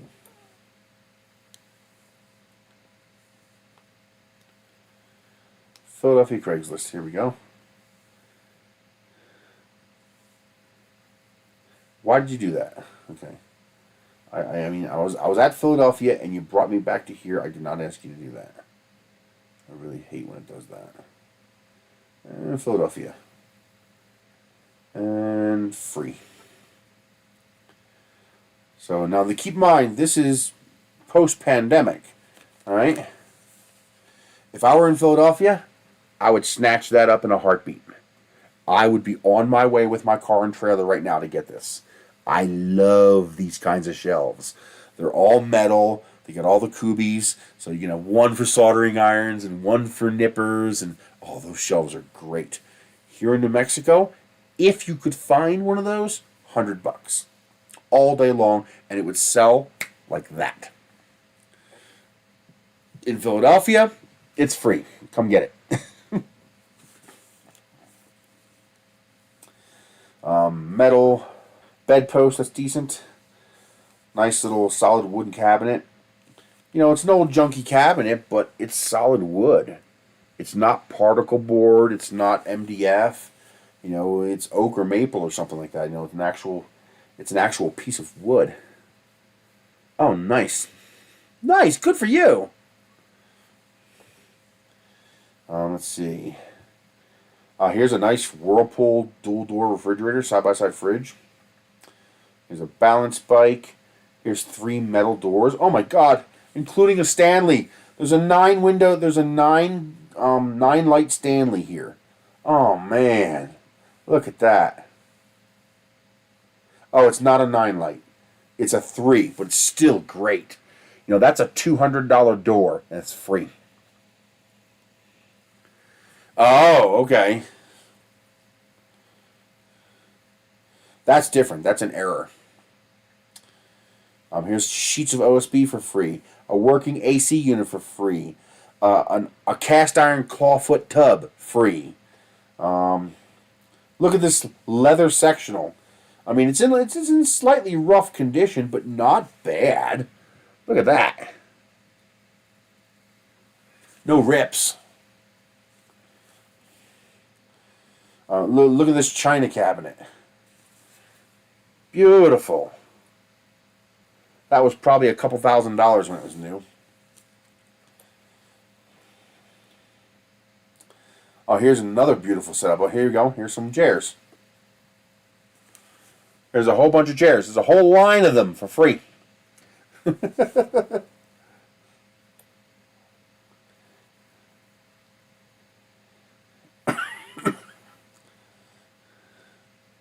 Nice wooden door. Oh, beautiful chest. Another china cabinet. Ah, here's a free motorhome. 28-foot type.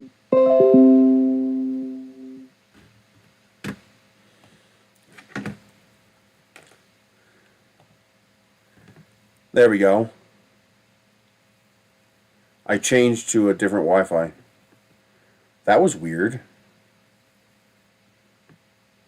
So can you hear me okay now? Yeah, I was showing like 0 kilobit red. Like it was bad.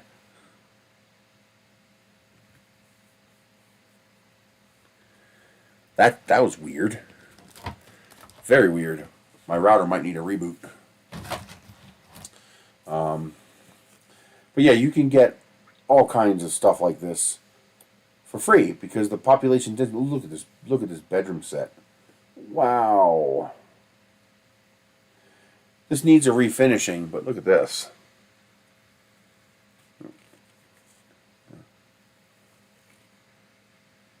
And that's all solid wood. That's not MDF crap like from Walmart or IKEA. There's a barbecue grill, nice carpet, another nice couch. There's a nice front load washer. There's some more chairs there.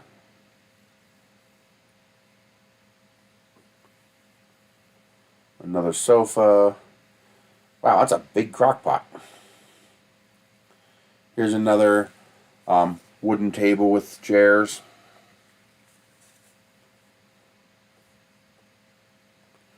Oh, beautiful desk.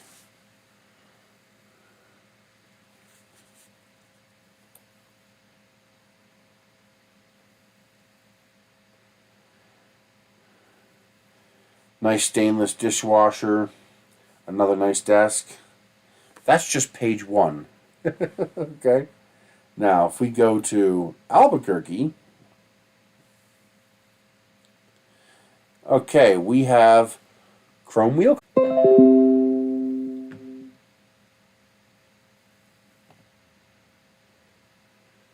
What the hell are you doing? Connection dropped again.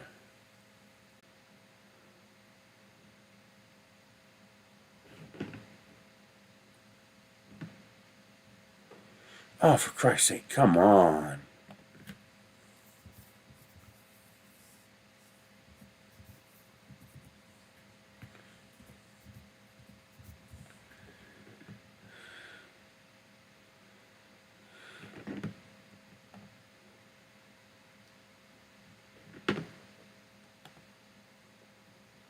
Stop changing my chat mode.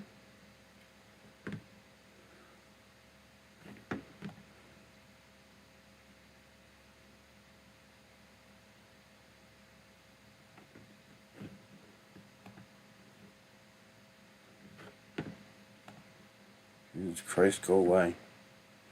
I'm going to try to reboot the router. This might break the stream. You can only be disconnected from the stream for so long before it dumps the stream altogether. So I'm going to try to connect to a local Xfinity Wi-Fi, which may or may not work well. I don't even know if you guys can hear me. So I'm going to try to reboot the router and see what happens.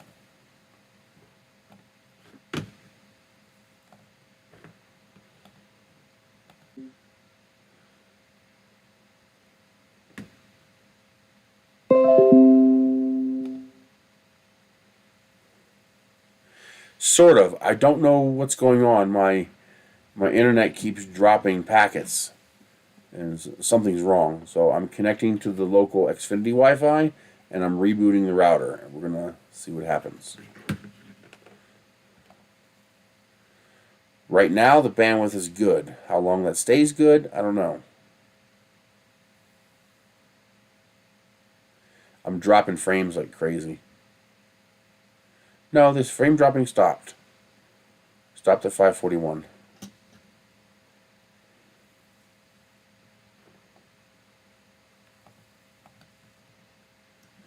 I don't know why this computer is struggling. It should not be struggling.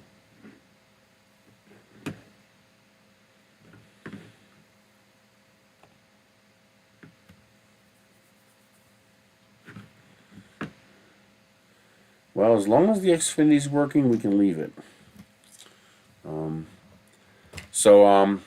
People around here are poor, and they don't want to give away anything for free. So they sell everything. Usually, the only time they get rid of something for free...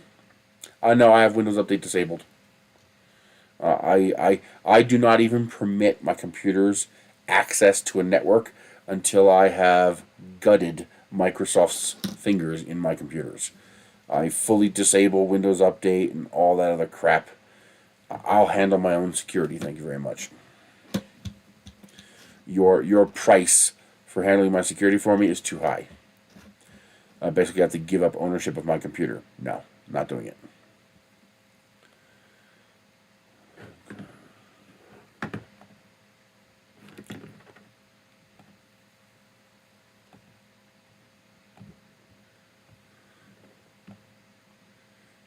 I didn't know I could do that.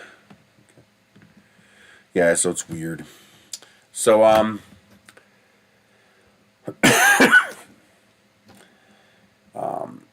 not only do we have poor people, not only do we have limited resources, not only are we effectively an island.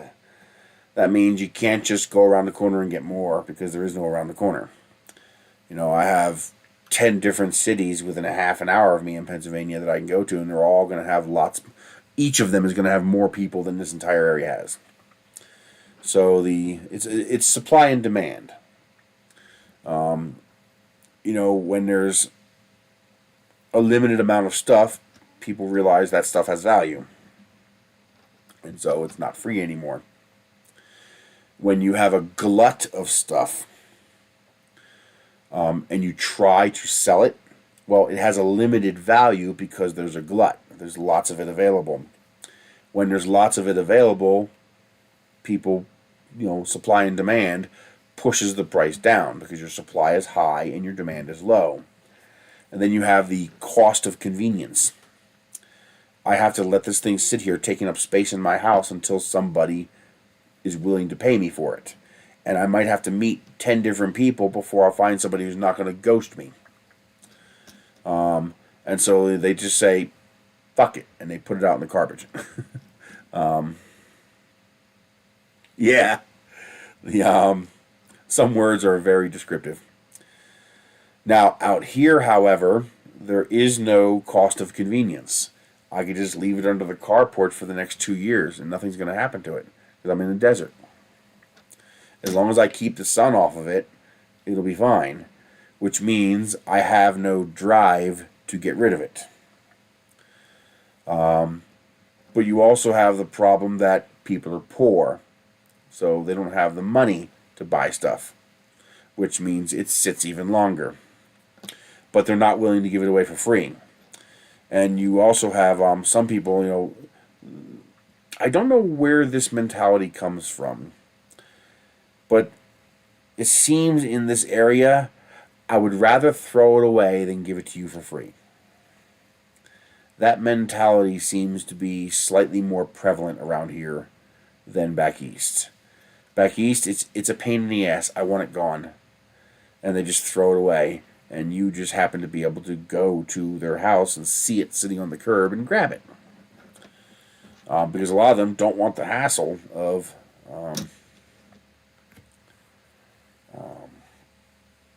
having to deal with meeting people. And then you have another problem. In Pennsylvania, you have it here too, you have on the curb, don't ask me type posts. What that means is a person, they're willing to give it away for free. They're willing to put it outside so you can come get it for free. But they're not willing to talk to you. They don't want to see you. They don't want to talk to you. They don't want to message you. They don't want to answer you. And part of that is cost of convenience and ghosting. When you're working 60 hours a week and you have a family and you keep trying to give away this free thing and people keep fucking ghosting you, and so you wasted the last half an hour of your life waiting for somebody to show up and they never showed up, eventually people just get fed up. They don't want to throw it away. They're good, moral, ethical people. They want this to go to somebody else, but they're not willing to invest the time. So it'll be on the curb, don't contact me, come and get it. Now, good people will remove the listing once they see that it's gone. But that doesn't always happen. So you have to look at how long ago it was posted. Now, when it's 5 or 10 miles away in Levittown or Fairless Hills, great, I'll just go drive by it. And I can make another stop somewhere along the way to make the trip worth the while. That doesn't work here. Because I'm not willing to spend $20 in gasoline driving 70 miles just to find out your curb item is no longer there. I mean, like, even if you were to tell me, okay, it's out there now, I'm still not willing to come get it. Not unless you're going to hold it for me. but they don't want to hold it for me. They want to be done with this. They don't want to message anybody. Well, the problem is I can't come get it from you then. I can't justify spending, an hour and a half of my life and $20 in gasoline and 70 miles of wear and tear on my car to drive out to get something and just have it not be there when I get there. I can't 5 miles, 10 miles, electric car, sure, I can justify that. My cost is a few pennies. But, an hour and a half of my life, 70 miles of wear and tear and $20 in gasoline? No. I can't do that. Your item isn't worth enough for me to justify that, and the more your item is worth, the less likely it'll be there when I get there. Because someone who's closer is going to notice it and go get it. And then the problem is, typically the only thing that people give away for free around here is garbage. I mean that literally. Like, they have garbage to get rid of, but remember what I told you in the beginning? Trash is handled differently here. There's no public utility trash. The only way to get rid of trash here is, 3 ways. 4. Bury it, burn it, drive to the dump and pay a fee to get rid of it, or hire a trash company to come get a trash can from your house. So the result is, people have stuff that they have to throw away, but they don't want to pay the money to throw it away. So they put it up for free, hoping you'll come get it, and then they don't have to pay to go to the dump and get rid of it. Basically, they're hoping to scam somebody into coming and getting it, or they're hoping somebody will want it so that they don't have to pay to get rid of it. Which is why you tend to see things like mattresses and pallets and, appliances that don't work anymore, but they're hoping you'll want to scrap them. Yeah, with the distances you have to drive here, tin shred is not worth anything. Because no matter where it is, the gasoline I will have to spend to drive to the scrapyard will exceed the value of the tin shred. It's just not worth it. Free dirt and rock fill. A 4-foot fluorescent fixture. Who wants that? Nobody wants that. Oh, that's such a pretty cat.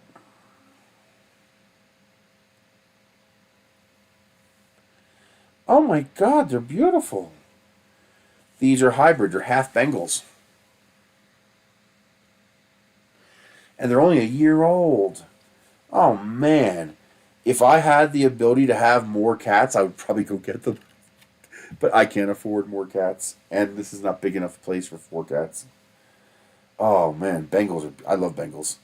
Like, here's a busted up recliner chair that they don't want to pay to get rid of. So they're trying to hope somebody will take it for free. Here's a busted up drop-in range. It's missing the burners and shit. Again, they're hoping somebody will come take it for free so they don't have to pay to take it to the dump. So the stuff you tend to find on here is, although you tend to find animals, weirdly enough. But that's actually nice. It's not a high quality one, but that's actually a nice desk for free.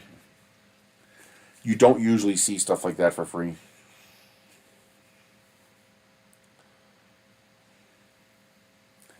I love when you see stuff like this.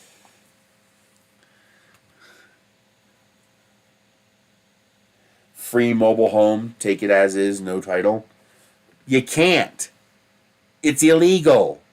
It's illegal to move that without a title. Like, literally, it's against the law. You are not allowed to move that home unless you have a title for it. And it costs a lot of money.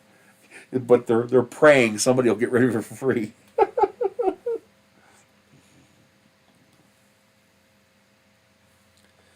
But, that's actually nice. Wow.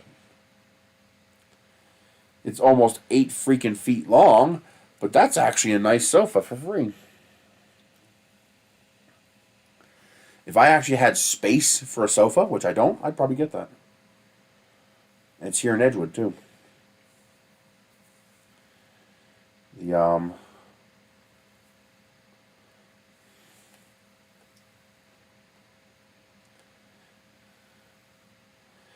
Yeah, flea market leftovers, pieces of lumber, old busted hot water tanks.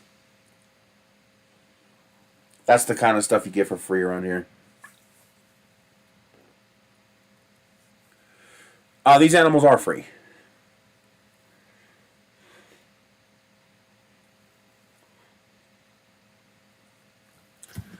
Yeah, it's things like ducks, roosters. So usually it's usually roosters and ducks and stuff like that.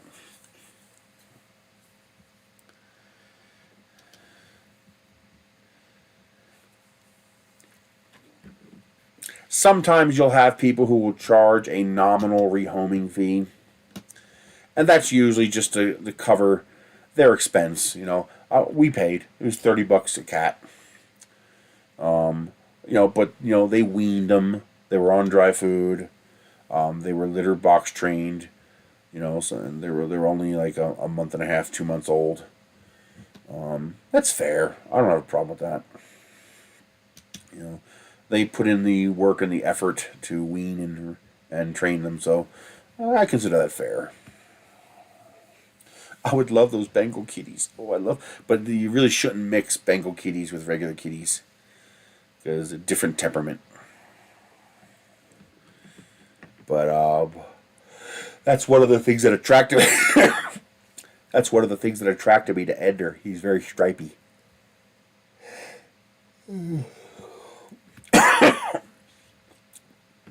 I think let me close some of this stuff. I think I don't know what to think. The I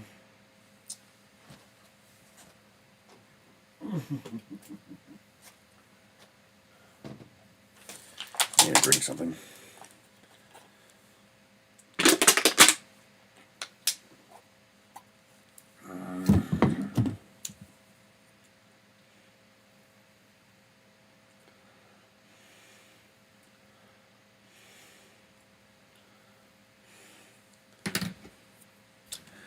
I haven't read up too much on it, so I don't know the exact details of what's going on. I do know it's a long-running history of problems. It's okay. We're doing okay.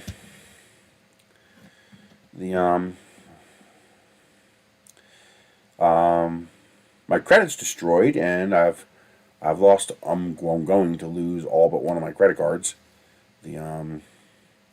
I don't make enough money to make the payments anymore, so I'm defaulting on most of them. I have to pay the electric and water. Hell, I don't even know how I'm going to pay my $500 tax bill in November. That's going to be fun. Usually I put it on credit and pay it down. Now I don't have credit anymore, so that's going to be interesting. But thankfully they do let me split it into 2 payments. So I'll be able to pay like $260 in November and then the other $260 in March or something like that.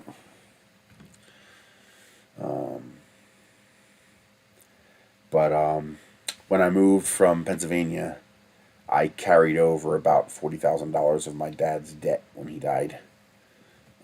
In order to sell the house, I had to. Shit happens, I made it work, Now it's dropping.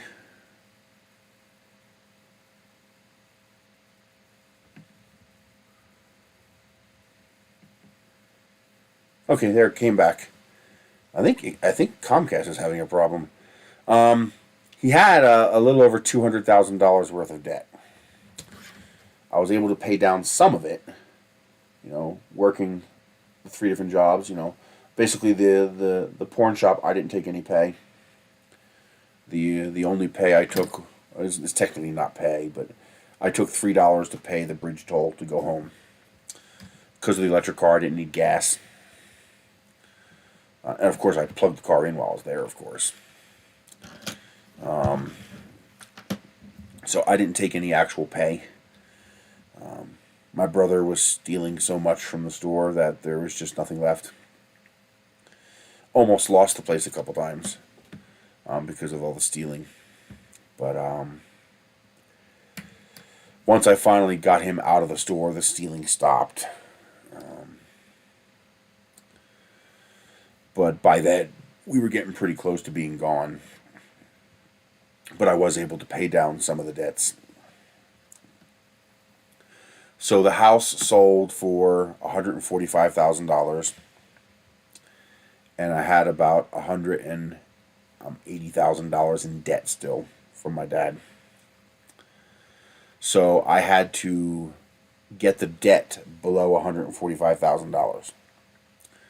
So I put a little over $40,000 worth of debt on my personal credit cards. I had $80,000 in credit, so I transferred a bunch of that debt to my personal credit cards, and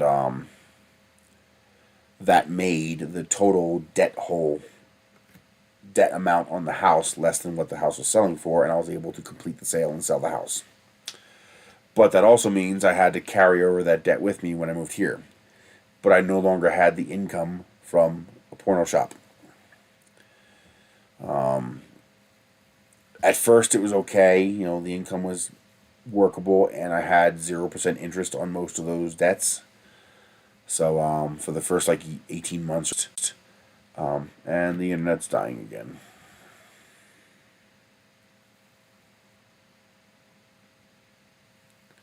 Yeah, the internet dies and then comes back.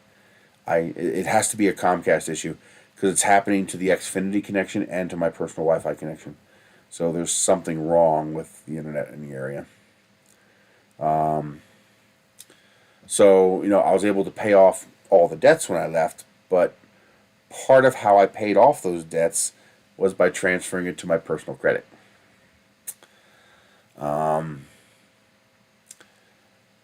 Once the first rounds went back to interest, I just transferred the balances to another card with 0% interest. So I was able to go about 3 years with 0% interest. It was tight, but not only was I able to make the payments, but I was actually bringing down the numbers. And then things got bad. I started making a lot less money. Partially my fault for fucking up my channel. And partially Amazon dramatically cutting back what they pay on commissions. They cut back commissions 30 to 70%. It was bad. I went from making $800 to $1,200 a month on Amazon to making $200 to $300 a month on Amazon. That hurts. Losing $1,000 a month income hurts.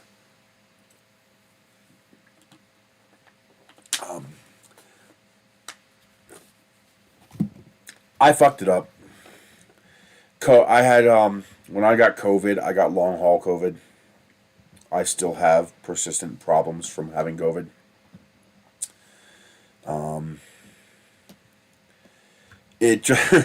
Right now, as an example, you hear a lot of coming from me because my brain is not quite as responsive as it was before. I got a little bit of brain fog, and I have a permanent cough now that never goes away.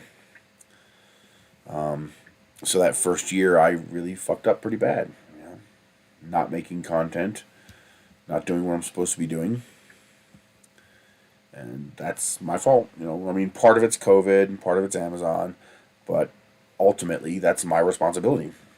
I have to adapt, conquer, or die. That's the way it works. And, I got to live with that. But the problem I'm having now is that my physical health has degraded so much that I'm having difficulty even finding a regular job, even a part-time job, because every job that I can apply for is a standing job, but not in time to fix anything. Yes, I'm going to try to work on it. I've been getting excited lately about new projects, the rockets, the shed. These are projects that are starting to excite me and get me motivated again, but that doesn't solve the financial problem. The only thing that solves that is money. And the problem is, sure, I can just go get a job. Harbor Freight, $15 an hour, even 2 days a week would make a big difference. The problem is it's a standing job. I can't stand for 8 hours. I'm probably going to try, and see if I can somehow muddle through. I don't know if I can. My concern is getting fired and then not being able to get rehired. Like, yeah, we tried you once. No, we're not going to try you again. And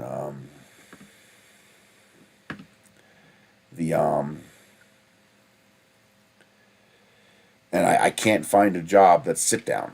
The work from home is a fiction. There are no work from home jobs. That's not how it works. Most of those are scams, where you'll be spending money or you won't make anything.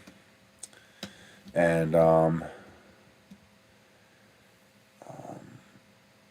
there otherwise are no like office jobs where I can sit down, where I don't have to be standing. They just don't exist around here. And the few that I may have located in Albuquerque, the cost of driving back and forth to Albuquerque would eat up too much of the pay. It would just, I wouldn't make anything, because I'd be spending it all on gas and maintenance. With my electric car being bad, I can't use that to go to Albuquerque. I can only use that locally. It has a bad battery pack, and Nissan refuses to warranty it, so I'm screwed. I'm going to talk to an advocate at some point and see if there's anything we can do, but it's not likely.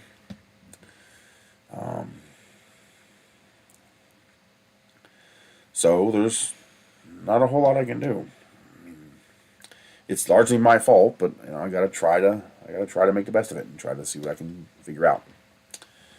But I gotta hope that I can. I mean, the credit's gone. I've already defaulted on 4 cards that have a $10,000 balance. Well, see, the thing is, I'm not skilled at 3D design. I'm skilled at mangling Tinkercad to do what I want, but that's not good enough to be, to design for people. Plus, most people want organics. They want Batman, Mickey Mouse, stuff like that, which I have zero skill at.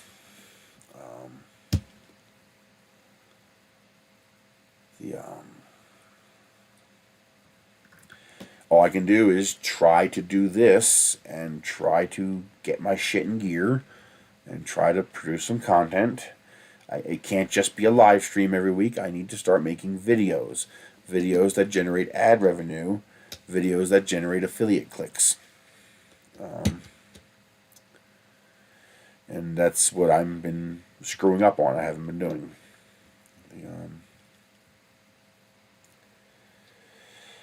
What I should have done was take the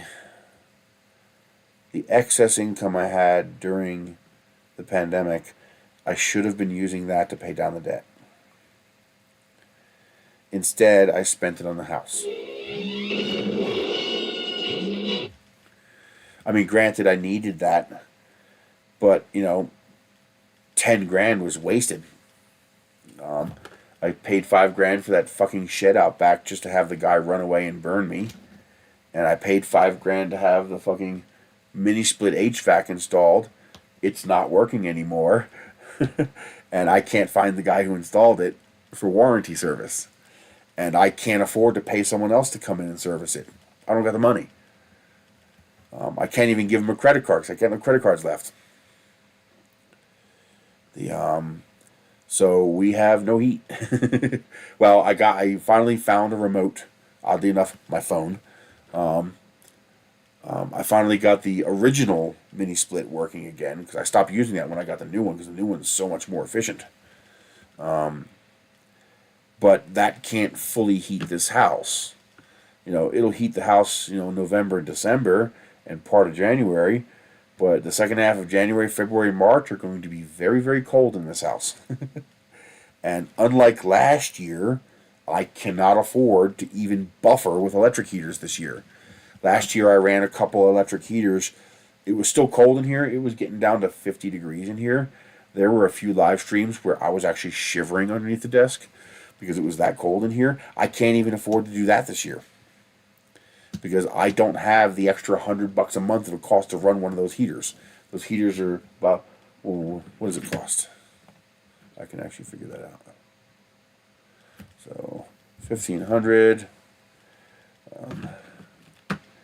times 24 times 30 divided by, no, that's not what I wanted. Why do you gotta fight with me?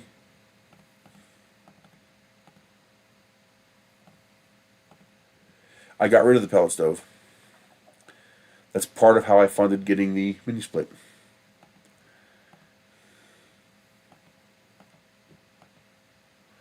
Divided by 1,000. That is 51.84 kilowatt hours.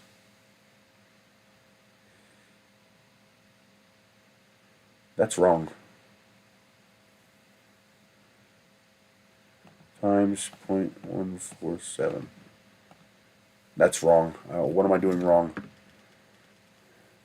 1,500 watts times 24. 36,000. Okay, I did it wrong. Times 30. 1 million. There we go. Divided by 1,000. 1,080 kilowatt hours times 0.147. Yeah, it's a running one single 1,500 watt electric heater costs $160 a month. That's more than my entire electric bill. It would literally double my electric bill. I cannot afford that. I just can't.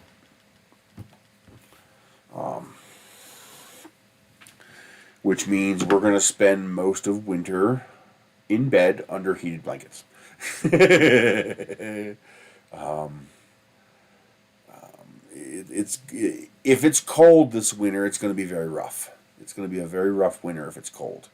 And they're calling for El Nino, which means more snow, but that doesn't necessarily mean colder. That just means more moisture. I'm okay with more snow if it means warmer. I'm probably okay down to about 25 degrees. Once we go below 25 degrees, it's going to get very, very cold in this house. I've been desperately trying to sell the jackhammer that I have. I have a $1,000 jackhammer that I got from Vine. I've been trying to sell for $700. It's brand new in the box, and there's no bites. It kind of makes sense because it's such a niche item. And everybody else is poor. Recession's coming. Nobody wants to spend money. And now we're moving into winter season where people aren't buying power tools like that. I might be able to sell it in spring, but now, no, because I was hoping to buy some solar panels. If I can get 2 kilowatts of solar panels, I can at least run an electric heater during the day. You know, just run it off the inverter right off of a single battery, just a buffer for clouds. No, eBay, Craigslist sales don't really help around here. eBay is a non-starter because the fees they charge are so ridiculous, plus shipping, plus tax. And remember, anything I sell will be reported to the IRS now. So, you know, if I sell $1,000 worth of stuff on eBay, I got to pay, $350 in income taxes on what I sell on eBay. And then, of course, you're going to pay PayPal, their 4.5%, and you're going to pay eBay, their 15%. So you're looking at, 50% is going to the government and taxes and fees from the different services. So that $700 jackhammer now becomes, when you subtract $100 for shipping, it now becomes a $250 sale. It's not even worth selling. Not even worth selling at that point. I do have some auxiliary heat, but I never had the chance to fully vest in backups. So, for example, I have a kerosene heater, I have a diesel heater, and I have a propane heater. And I do have some kerosene, I have some diesel, and I have some propane. Probably enough for about 1 month of heating. And it wouldn't be full heating, it would be auxiliary heating, meaning the house won't freeze. We will be very cold, but the house won't freeze. To run the, I bought over the summer I bought a smaller kerosene heater, because the reality is the 40,000 BTU kerosene heater I have is too powerful. It actually makes too much heat, more than I need, and that just wastes fuel. That thing consumes 2 gallons per day. This new one should consume less than 1.5 gallons per day. And I still have to perform some tests, so I make sure that we don't kill ourselves. But I should be able to run it on diesel fuel. The new low sulfur diesel is workable in a kerosene heater as long as you use an all cotton wick. You can't use a polyester wick. The diesel does something to the polyester, it crystallizes, and it doesn't last long. If I use diesel, that's only $4 a gallon versus the $9 a gallon for kerosene. Why the hell is kerosene so expensive? And I have 35 gallons of diesel, and I have about 150 pounds of propane. I'm actually looking at buying a 6,000 BTU propane heater off Amazon, because it's small enough that it's vent free, so it does not require exterior venting. And at 6,000 BTUs, that will not heat the house, not even close, but it will take the bite off, especially if I only run it at night. So basically sundown to sun up, and then turn it off during the day when the sun is hitting the house. If I do that, I think I have enough propane for about 20 days. And then the 35 gallons of diesel at, assuming I can get, let's say I burn 1 gallon a day. That's 35 days in theory, but it's probably going to be more like 1.5 gallons a day. So that's another 20 days. That's only 40 days. So I only have 40 days of auxiliary heat, and I need 90. To keep the house at 50. If I want to keep the house 50. Without the auxiliary heat, the house is probably going to drop below 50. The central room will probably stay above 50, because that's where the 12,000 BTU mini split is, and I can afford to run that. But the rest of the house is going to get very, very, very cold. We'll just have to deal with it. We'll just have to deal with it. Thankfully, winters are mild here. It's one of the reasons I picked here. I would have liked to have been lower elevation, but beggars and choosers, I didn't have a choice over that. But if I can get some work, any work at all, even a part-time job at $14-15 an hour, assuming I work, let's say I work 2 8-hour shifts. Why are you doing that? That is 16 times 15 times 0.8. That's 192 take home. That is $768 a month. That's more than I make now. So that would more than double my income. That would allow me to pay for more heat, and also it might allow me to salvage maybe one credit card. I might be able to make enough payments to salvage one of the currently defaulting cards, but likely they will fully default before I can do that. The payments on them are so high now, I can't make the payment. I mean, like most of them, it's a minimum $300 a month. You're talking $274, $285 is the minimum payment. That's $1,200 a month for the 4 cards. I make less than 6. So that's not going to work. I don't know what the repercussions from that are going to be. I mean, I know they're not just going to walk away and let it go. It's a lot of money.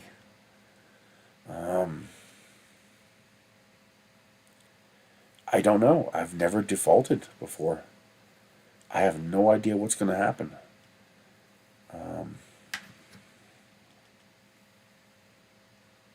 And if you have experience with that, what happens when that happens? I mean, I'm pretty sure my house is safe. With homestead protection, they can't put a lien on my house. The only people that can put a lien on my house are the government or the utility companies. No one else can put a lien on my house, so it should be safe. They probably won't come after my property since I don't have enough property to be worth anything. I'm trying to avoid selling the bus because I really, really want to do something with that bus. And I can tell you with 100% certainty, if I sell the bus, I'll never get another one. Never. I will never be in a position to buy another bus. So I'm trying to avoid getting rid of that. I'm realizing now I probably should have sold the electric car when it was worth $15,800 because of that craze after the pandemic with used car prices. I probably should have sold it while it was worth that much. Now they're offering me $3,800. It's like, dude, the car sells for $12,000. Fuck you. I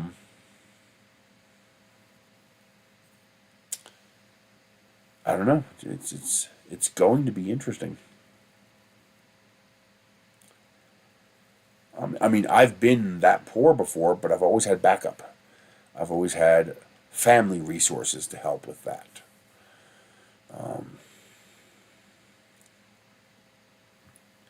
I'm worried about Michelle's physical health. She does not physically move around very much, and over time, that is going to cause problems. When you don't move around very much over that length of period of time, your body's going to fail. And I'm controlling her diet. She is losing weight, but can she lose weight faster than her body fails? I don't know. And I don't know the proper way to make her move more. I don't know how to properly handle that.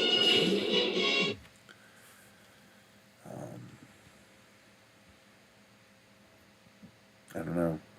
I try to force her to get out of the house once every day. We go to the mailbox to get our mail, and I make her go with me, and I make her go to the mailbox. On the days, sometimes we get food from like McDonald's or Sonic because they have coupons that make it so cheap that it's actually cheaper than making food at home. Like the other day, we got double quarter pounders for $1.99. I can't even make a hamburger for $1.99 at home. So that was dinner. We had double quarter pounders for dinner because they were $1.99. She wanted a slushie so bad. I was like, no, you have 100 juice packs at home. Pick one of those. I was like, we're only getting hamburgers because they're $1.99. And on days like that, I will use that to trick her into moving. So I'll say, okay, I'm home. She's like, you coming in? I was like, nope, I'm going to sit out here in the car and listen to an audiobook. You got to come out and get it. Because at least that forces her to walk out to the car and back into the house. She's walking. And sometimes she gets so lazy that I'll say, hey, you want me to pick you up something? And she's like, are you going to come in the house? And I'm like, no. And she's like, no, I don't want nothing. Like, she would rather not have it than get up and walk outside. That scares me. That's an escalation of the health issue that I think it seems like it to me. That seems like a crossing point. So I gotta talk to the doctor and see what he says. What I can do to motivate her. What things that she can do that are safe.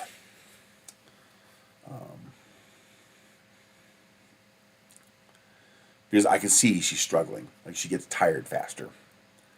There's no obvious pain or anything like that, but you can see that she gets tired faster and faster when she walks.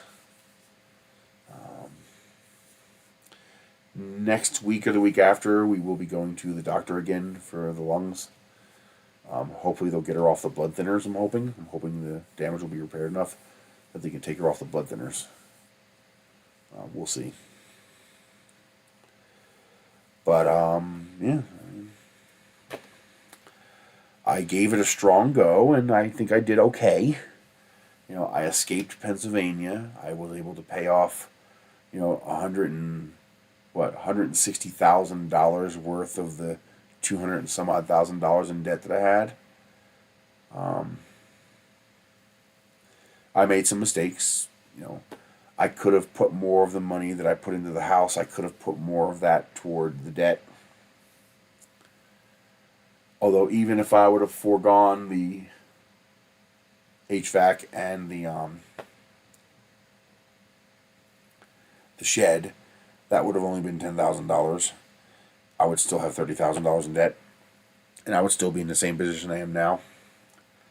So I guess that didn't really hurt me as bad as I thought. Meaning it wouldn't have fixed the problem. So stressing over it doesn't make any sense.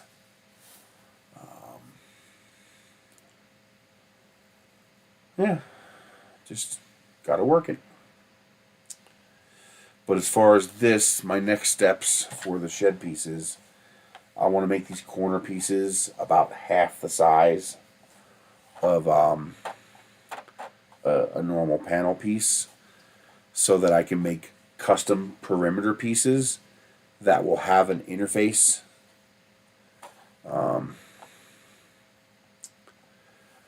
Because I need a way to connect the I need a way to physically connect the floor to the walls so that it doesn't just blow over. And I need a way to physically connect the roof in such a way that it doesn't blow off. I need some form of connection there. And I'm trying to avoid using non-3D printed parts. Like even later down the road when I make a door with hinges, I'm actually going to make the hinge piece threaded, and you're going to 3D print the bolt. So everything will be 3D printed. So what I'm trying to avoid gluing, but I think there are some things that are just going to require a little bit of glue. But one idea I did have was to I'm going to have cap pieces. So there's going to be a piece that's going to clip onto this, and it's going to provide a square edge. And that square edge is going to have whatever attachment I come up with.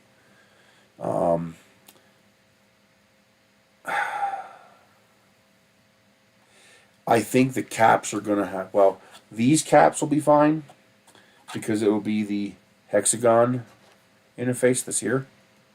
I lost the internet.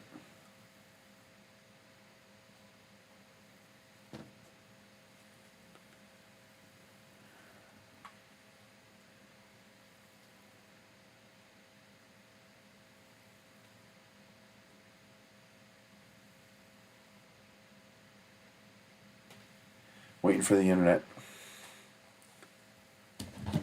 Come on. There it goes. Nope. Yeah, that's got to be Comcast.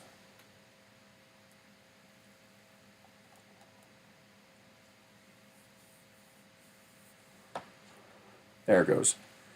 It settled down again. So, that won't work for the side to side, but it will be okay for the top to bottom because I have the firm connection here. So what I think I'm going to do is make a basically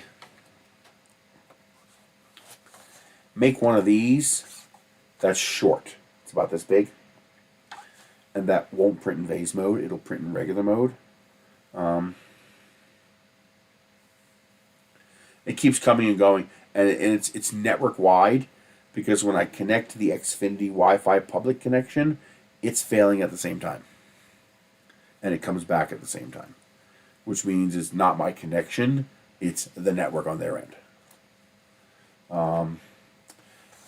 So the two things I can do is, number one, I can make the capstone piece that I put on here overlap just like this does here.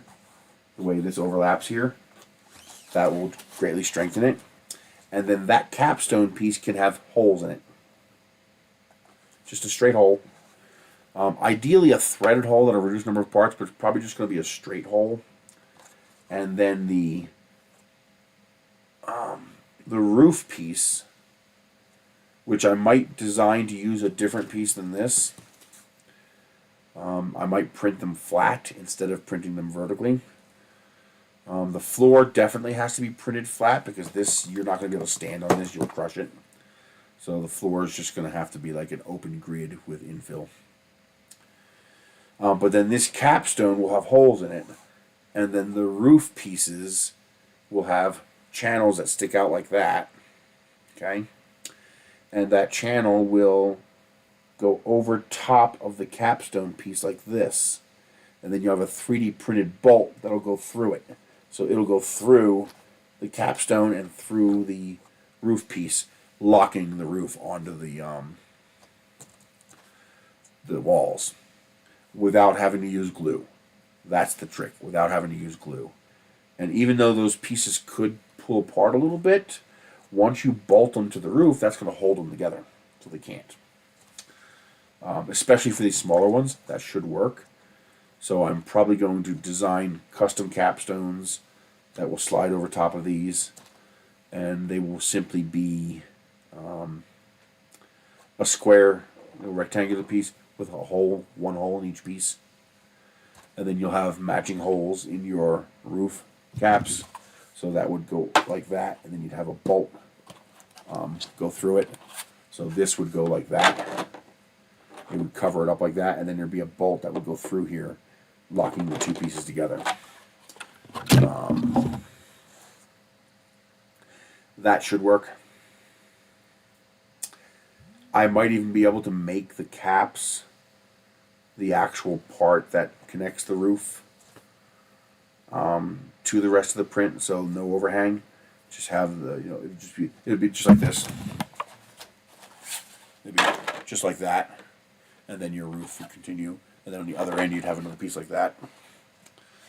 That might work as well.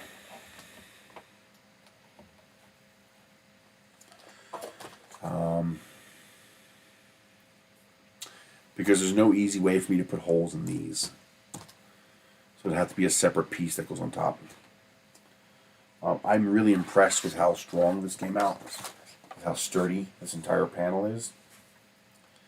It really surprises me how strong that is. It really came out much better than I thought. Like, this is strong enough that I think this could actually work. Now, the other thing I got to figure out is, especially the small one, I would like to integrate shelves into the design so that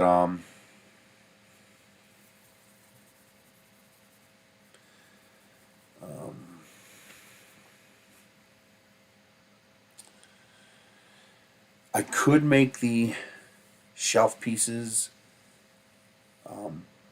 screw through, so nut and bolt, and I can do a 3D print nut and bolt.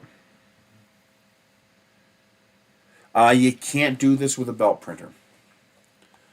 If you tried to do this with a belt printer, you're limited to 200 millimeters tall, and you can't do vase mode because this will not print 45 degrees vase mode. So what I would need is a 90-degree belt where the printer is not at 45 but it's at 90. So it just moves the belt back and forth, prints the piece, then advances, and then prints the next piece. So I have not figured out a way to efficiently print these parts at 45 degrees. Thin wall structures are difficult at 45 degrees. It's very, very hard.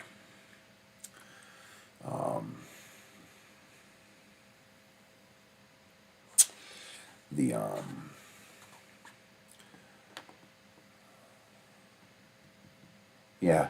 Now for the shelves, I think I figured out a solution for the shelves. I'm going to be printing plastic inserts that will go into here. A plastic insert will fit right in there, and because this is 0 millimeters at the bottom, it's just the thickness of 2 layers. You can just screw straight through it. So that's how you'll screw this into your wall to keep it from knocking over. But I can also make an insert that has a ledge that comes out. So like a painter's triangle, a carpenter's triangle. And I'm okay with gluing those in. I can make it so that they can thread in as well, but I'm okay with gluing those in because that won't stop you from being able to, you know, pull out a piece and repair it. So here's a chunk I just took out of it. That won't break that functionality of being able to, that is weird how that came apart.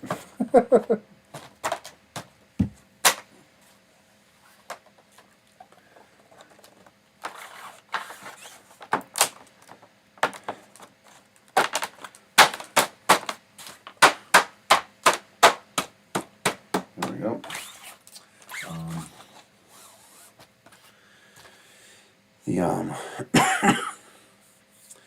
So what I could do is I could have that piece go in here with a 3D printed nut and bolt to pinch it, or just glue it in, and then you'll have little shelves that stick out, and then you could print a shelf that would just sit in there.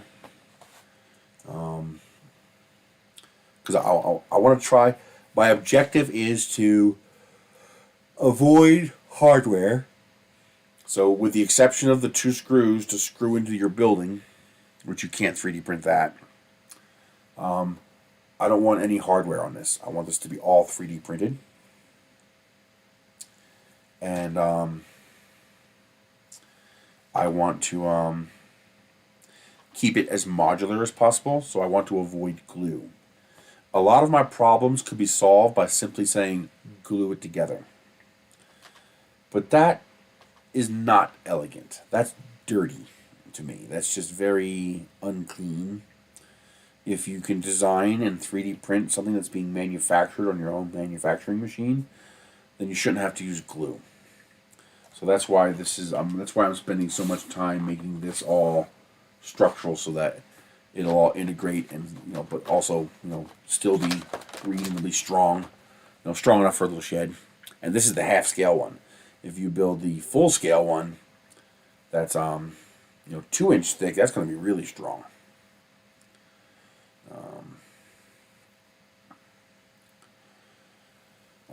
One of the things I'm going to work on tonight is to figure out a different way of adhering this to the print bed. I'm thinking about going solid bottom, at least for that much of it. You know, like that much of it. Have the entire first layer be filled. That's going to require a little bit more finishing work, because you're going to have to cut away that first layer. Think of it like a really big brim. But I also got another idea. I noticed that the corner it's peeling up on is the corner where the heat bed wire attaches. I wonder if that part of the bed is colder than the rest of the bed. I got to get my thermal camera out and take a look at that.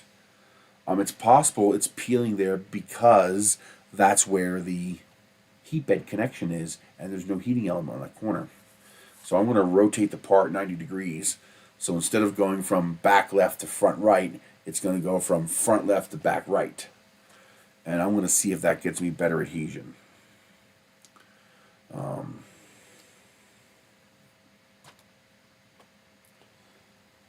Yeah, I also got to run out to the bus and see if I have any more PETG, because I got a bunch of PETG here, but this is all the nice stuff.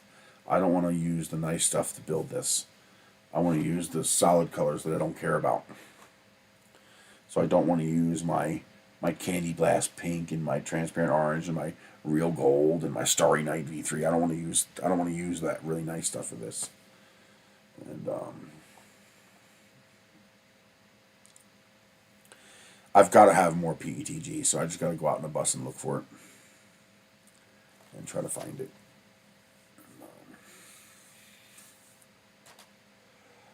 But yeah, the potential is definitely there. This is not a fast project. If you want a shed this weekend, give up. It'll probably take you a month to print one of these. Especially if you only have one printer, it's going to take more than a month. Because you basically can print, you could probably print 3 pieces a day. So 3 of these large segments per day. It takes about 6 or 7 hours.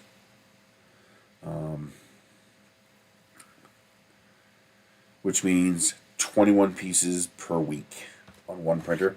And this right here is made up of 1, 2, 3, 4, 5, 6, 7, 8, 9, 10, 11, 12. So I could basically make, with a single printer, I've had a lot of failures as I've been experimenting and changing the design and modifying it. I've gone through like 6 revisions. But now that I'm stabilizing, well, I still have more revisions to do. But once I stabilize them, I should be able to get about 20 pieces per printer a week. Though I have to rebuild the Fucus Odin. I think I thought it was an all metal hot end, but I think it might be a lined hot end. I've had to slow it down to 50% to get it to print. You can see in this print here, there's holes all over it. That's because it kept stuttering. Like it's having trouble pushing the plastic through. And when I slow it down, it stops stuttering. That's when I printed this one. So I think the PTFE, I think it must be a PTFE lined hot end. And I'm probably cooking off the little piece of PTFE tube inside. And it's restricting the flow. It's dragging against the filament. So I'm going to have to disassemble the hot end. That's not a fun hot end to assemble at the direct drive. It's like the old Monoprice, the Wanhao hot ends. So MK8, I think they called it. But it's not going to be fun taking that apart. But I got to take it apart and find out what the failure is. And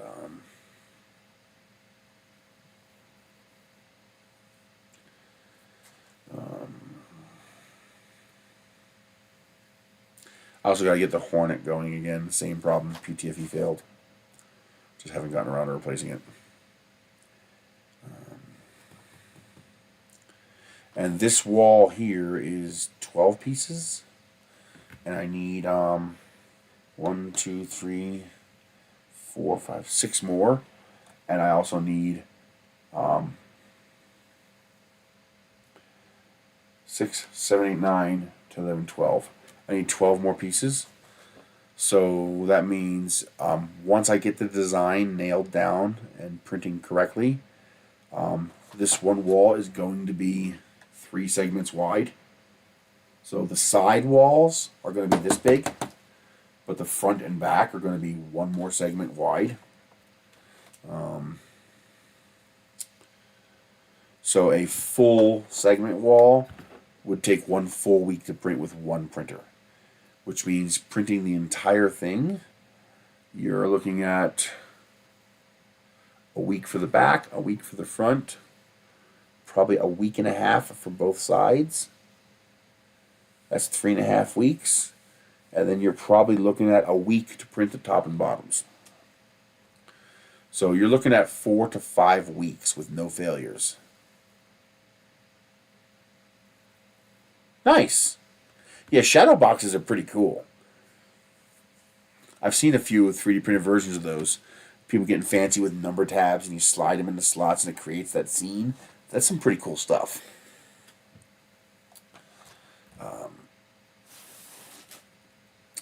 So yeah, this is not a fast project. Now, oddly enough, if you have a bigger printer with a bigger nozzle, it'll actually probably go significantly faster because you can print bigger chunks. Like, for example, on a CR10, this requires 1, 2, 3, 4, 5, 6, 7, 8. This requires 8 pieces vertically. On a CR10 S4 or a CR10, on a regular CR10, this would only require 4 pieces vertically. And I can double the layer height, which means it won't take any longer to print. So you can print the same thing in about half the time. And it'll be stronger because you'll have fewer pieces. And like this here is 3 pieces wide. It would probably only need to be 2 pieces wide to to work well. And then the sides will probably only be 2 pieces wide, or 1.5 wide, which means I would probably make the sides one long, one short, and then alternate. This way I still have that nice overlap. Although it will use substantially more plastic. It's going to use exactly twice the amount of plastic. And the shed will be exactly twice as heavy. Con, you're going to double your plastic cost. Pro, you'll be able to print it in half the time and it will last a lot longer. It'll be a lot stronger. Because if you're using a 0.8 millimeter nozzle with a 0.4 millimeter layer height at the same, 30, 40 millimeters per second, you will be able to print twice the number of pieces in half the time. But at the cost of greatly increasing your plastic cost. The disadvantage of a 0.4 is it's slow as balls. I have some. Some of them are direct drive, some of them are Bowden. But remember, most of my parts are printing in vase mode, so it doesn't matter if it's Bowden or direct drive.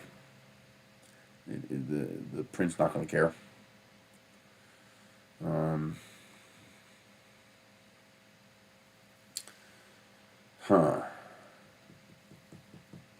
But even at double the plastic cost, it's still going to be about $150 cheaper than buying one. What does this weigh? Do I have a scale handy? I don't think I do. No, I don't got a scale handy. I gotta weigh this, but I've been waiting to weigh it until I finalize the part. This part is pretty close to final, so I can weigh it and get an idea. I'll be within 5%. So I can.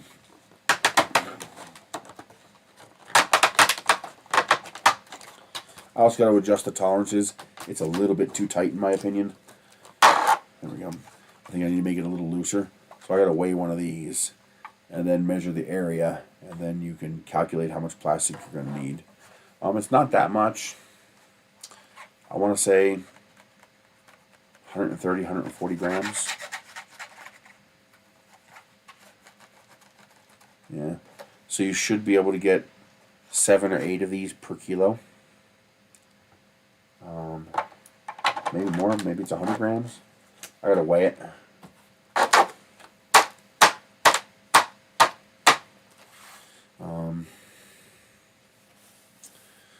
Adjust the tolerances so that's a little bit looser. I need that snug fit, but that's a little too snug. I need to be able to pull it apart without damaging it. Although part of that is the warping. The fit should get better as I get rid of the warping. So how much does this weigh?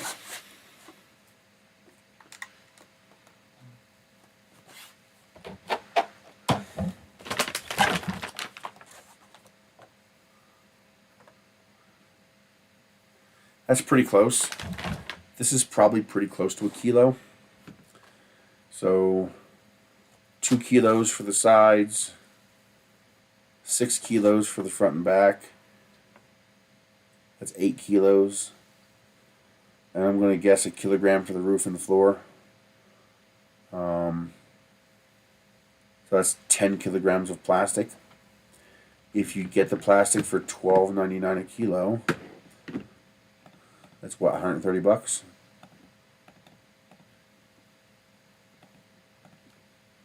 Yes.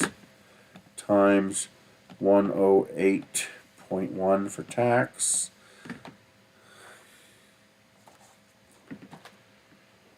$130 times 1.081. 140 bucks.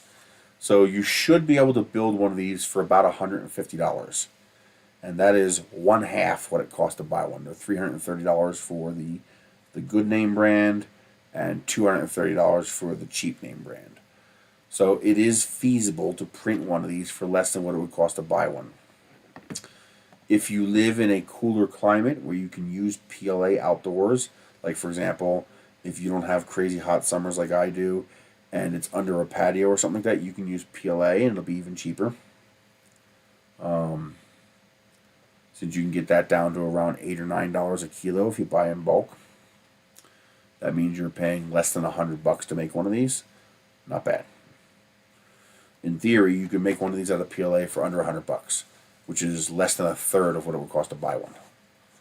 And of course, you can customize it, which is nice. So that's interesting. Is it practical? Not really. But it is financially feasible, and it's fun. So I'm going to keep going. This has told me that this project is worth continuing. I think I can make it work. So that's what I'm going to do. I'm going to keep going. And try to make it as modular and glue-free as I can. I think I can do it glue-free. I think I can do the whole thing without requiring any glue. It will require some bolts, but I can print the bolts. And if I can print it, I'm okay with it. You don't even technically have to print bolts. You could also use a pin, so like a cotter pin and shaft. So where you just slide the pin in and put a clip through the other end to keep it from pulling out. But I'd rather have screws. It'd be stronger and it would be tight. Well, not really. I mean, if it was $300 to print one of these, I would do it. But there'd be no point in you doing it. I would do it because I've got 500 kilograms of plastic. I mean, if it wasn't for the fire hazard, I could probably 3D print a whole goddamn house. I mean, I have enough plastic that I can make a shed that's stronger than one you'll buy. Just put 4-inch walls with 20% infill.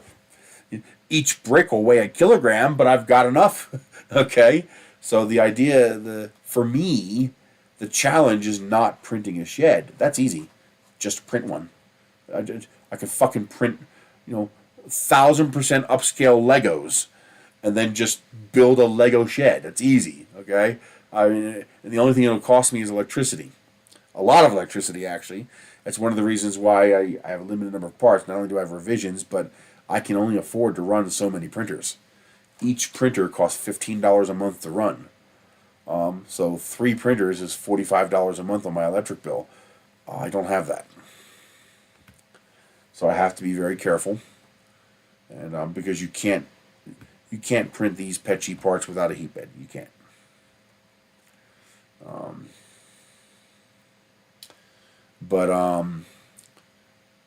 But for me, the challenge is to make this something that somebody else would want to do. And for that to be feasible, it has to make sense. And that's where the lightweight, the modularity, and the lower cost than buying one comes into play.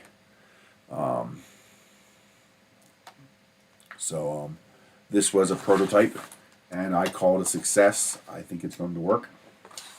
I think I can make the whole thing work, and I think I can do it for less than what you would pay to buy a shed. And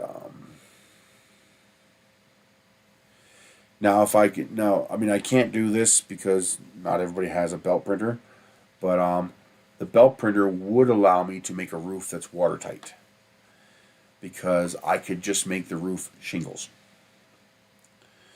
and have the top piece be this shape and the bottom piece be this shape underneath it, and so there'd be a lip to cover each piece, so that and of course I can make it as wide as the whole shed so there'd be no vertical seam, but I can't do that because almost nobody has a belt printer. So this shed here is all about the Ender 3. The Prusa Mark III, Mark II, the Ender 3, the Eryone Neptune Neo, the Cobra, the LK4, basically anything Ender 3 size. So the whole point of this is to fit in where every single piece fits inside of a 200 by 200 by 200 build volume.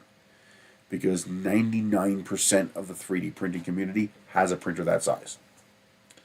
When you say, okay, use a CR10, you just cut out 60% of the printing community, which I'm okay with. I'll make a second version for the CR10 because I have plenty of printers that big, so I'm going to design one for that as well.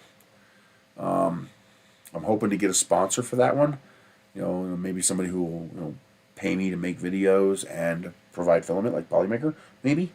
But I got to build a prototype first to make sure it's going to work. And then I'll, if it works, then I'll hit them up and see if they're willing to sponsor a project. Put the Polymaker logo on it, or any other filament maker. I wish Atomic did sponsorships like that because I love Atomic Filament. But Atomic Filament's so expensive for something like this. Even buying their cast off rolls, you're looking at $21 a roll. That's $300. That's about the cost it costs to buy one. It would be really nice, but it'd be very expensive.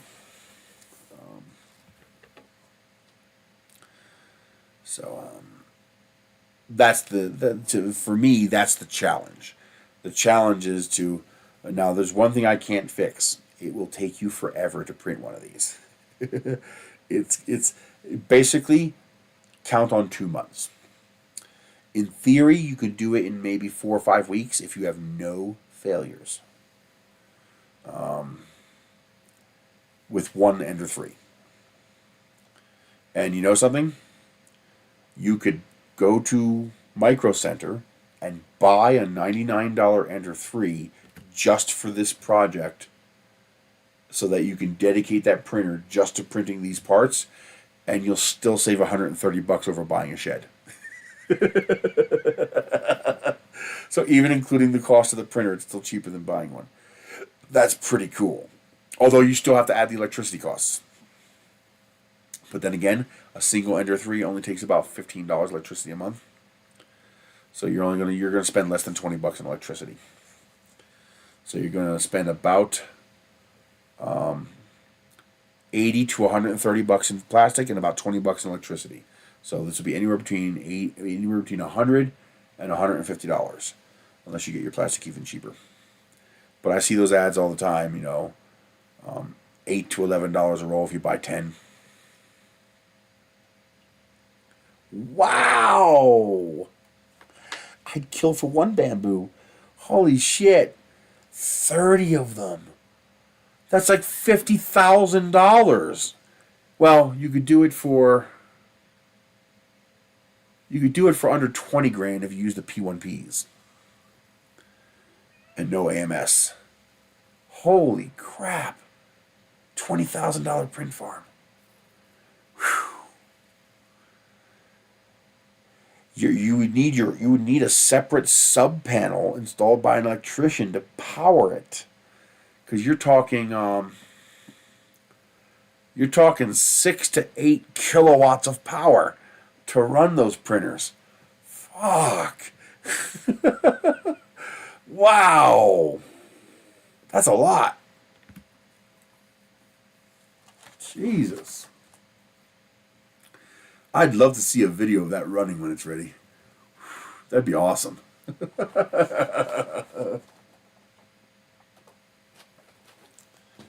But yeah, I think that's going to work. I think I'm going to build the 2-inch thick one because the thickness doesn't add that much to the cost. I think I could also reduce the number of ribs simply by virtue of the thicker extrusion. Yeah, you'd need to.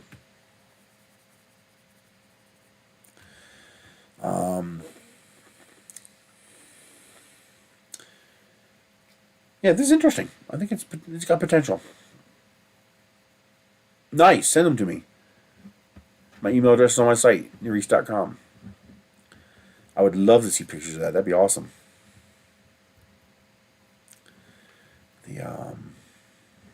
That's it. I gotta get out of here. It's 2 o'clock. I'm going to pick up our produce. I'm going to continue working on this, of course. Now that I have the integrated roof and floor kind of figured out, I think I'm okay with leaving the corner pieces just like this. Especially since they do fit much better into the, they fit a lot tighter into the straight pieces than I was expecting. They're loose in each other, but I think part of that is this printer. This printer tends to under extrude a little bit. So I think I gotta jack up the EM a little bit for this particular printer. But also, I think I'm going to shrink this. So make each of these sides about half this size, just to reduce the plastic. You know, reduce how much of this you need, because I'll be able to print these faster and go from there. So, all right, I will see you guys later. Don't forget, if you want to support me long term and regularly, think PBS. I have a Patreon that's down below. And of course, check out all of the deals that I found on my Amazon page, as well as my description of the video here. All the filament deals that I found. I also added those filament dryers to the Amazon page as well. And of course, once you click on one of my Amazon links, anything else you buy, I also get credit for. So, as an Amazon associate, I earn from qualifying purchases. I appreciate that. The K1 seems pretty good. Yeah, Creality doesn't like me anymore. I don't know why. But that's it. I'm going to continue printing parts. I'm going to get the Mingda in on the action, because that one does really good with PETG. And I got to print more of the corners. I want to start assembling it, because I got to start getting dimensions. I got to see what kind of play there is as you join parts together. It's not going to be exact. And I got to find my tolerance and start working on the roof and floor pieces to be able to integrate and connect all this together and go from there. So it's going to be fun. I will see you guys later.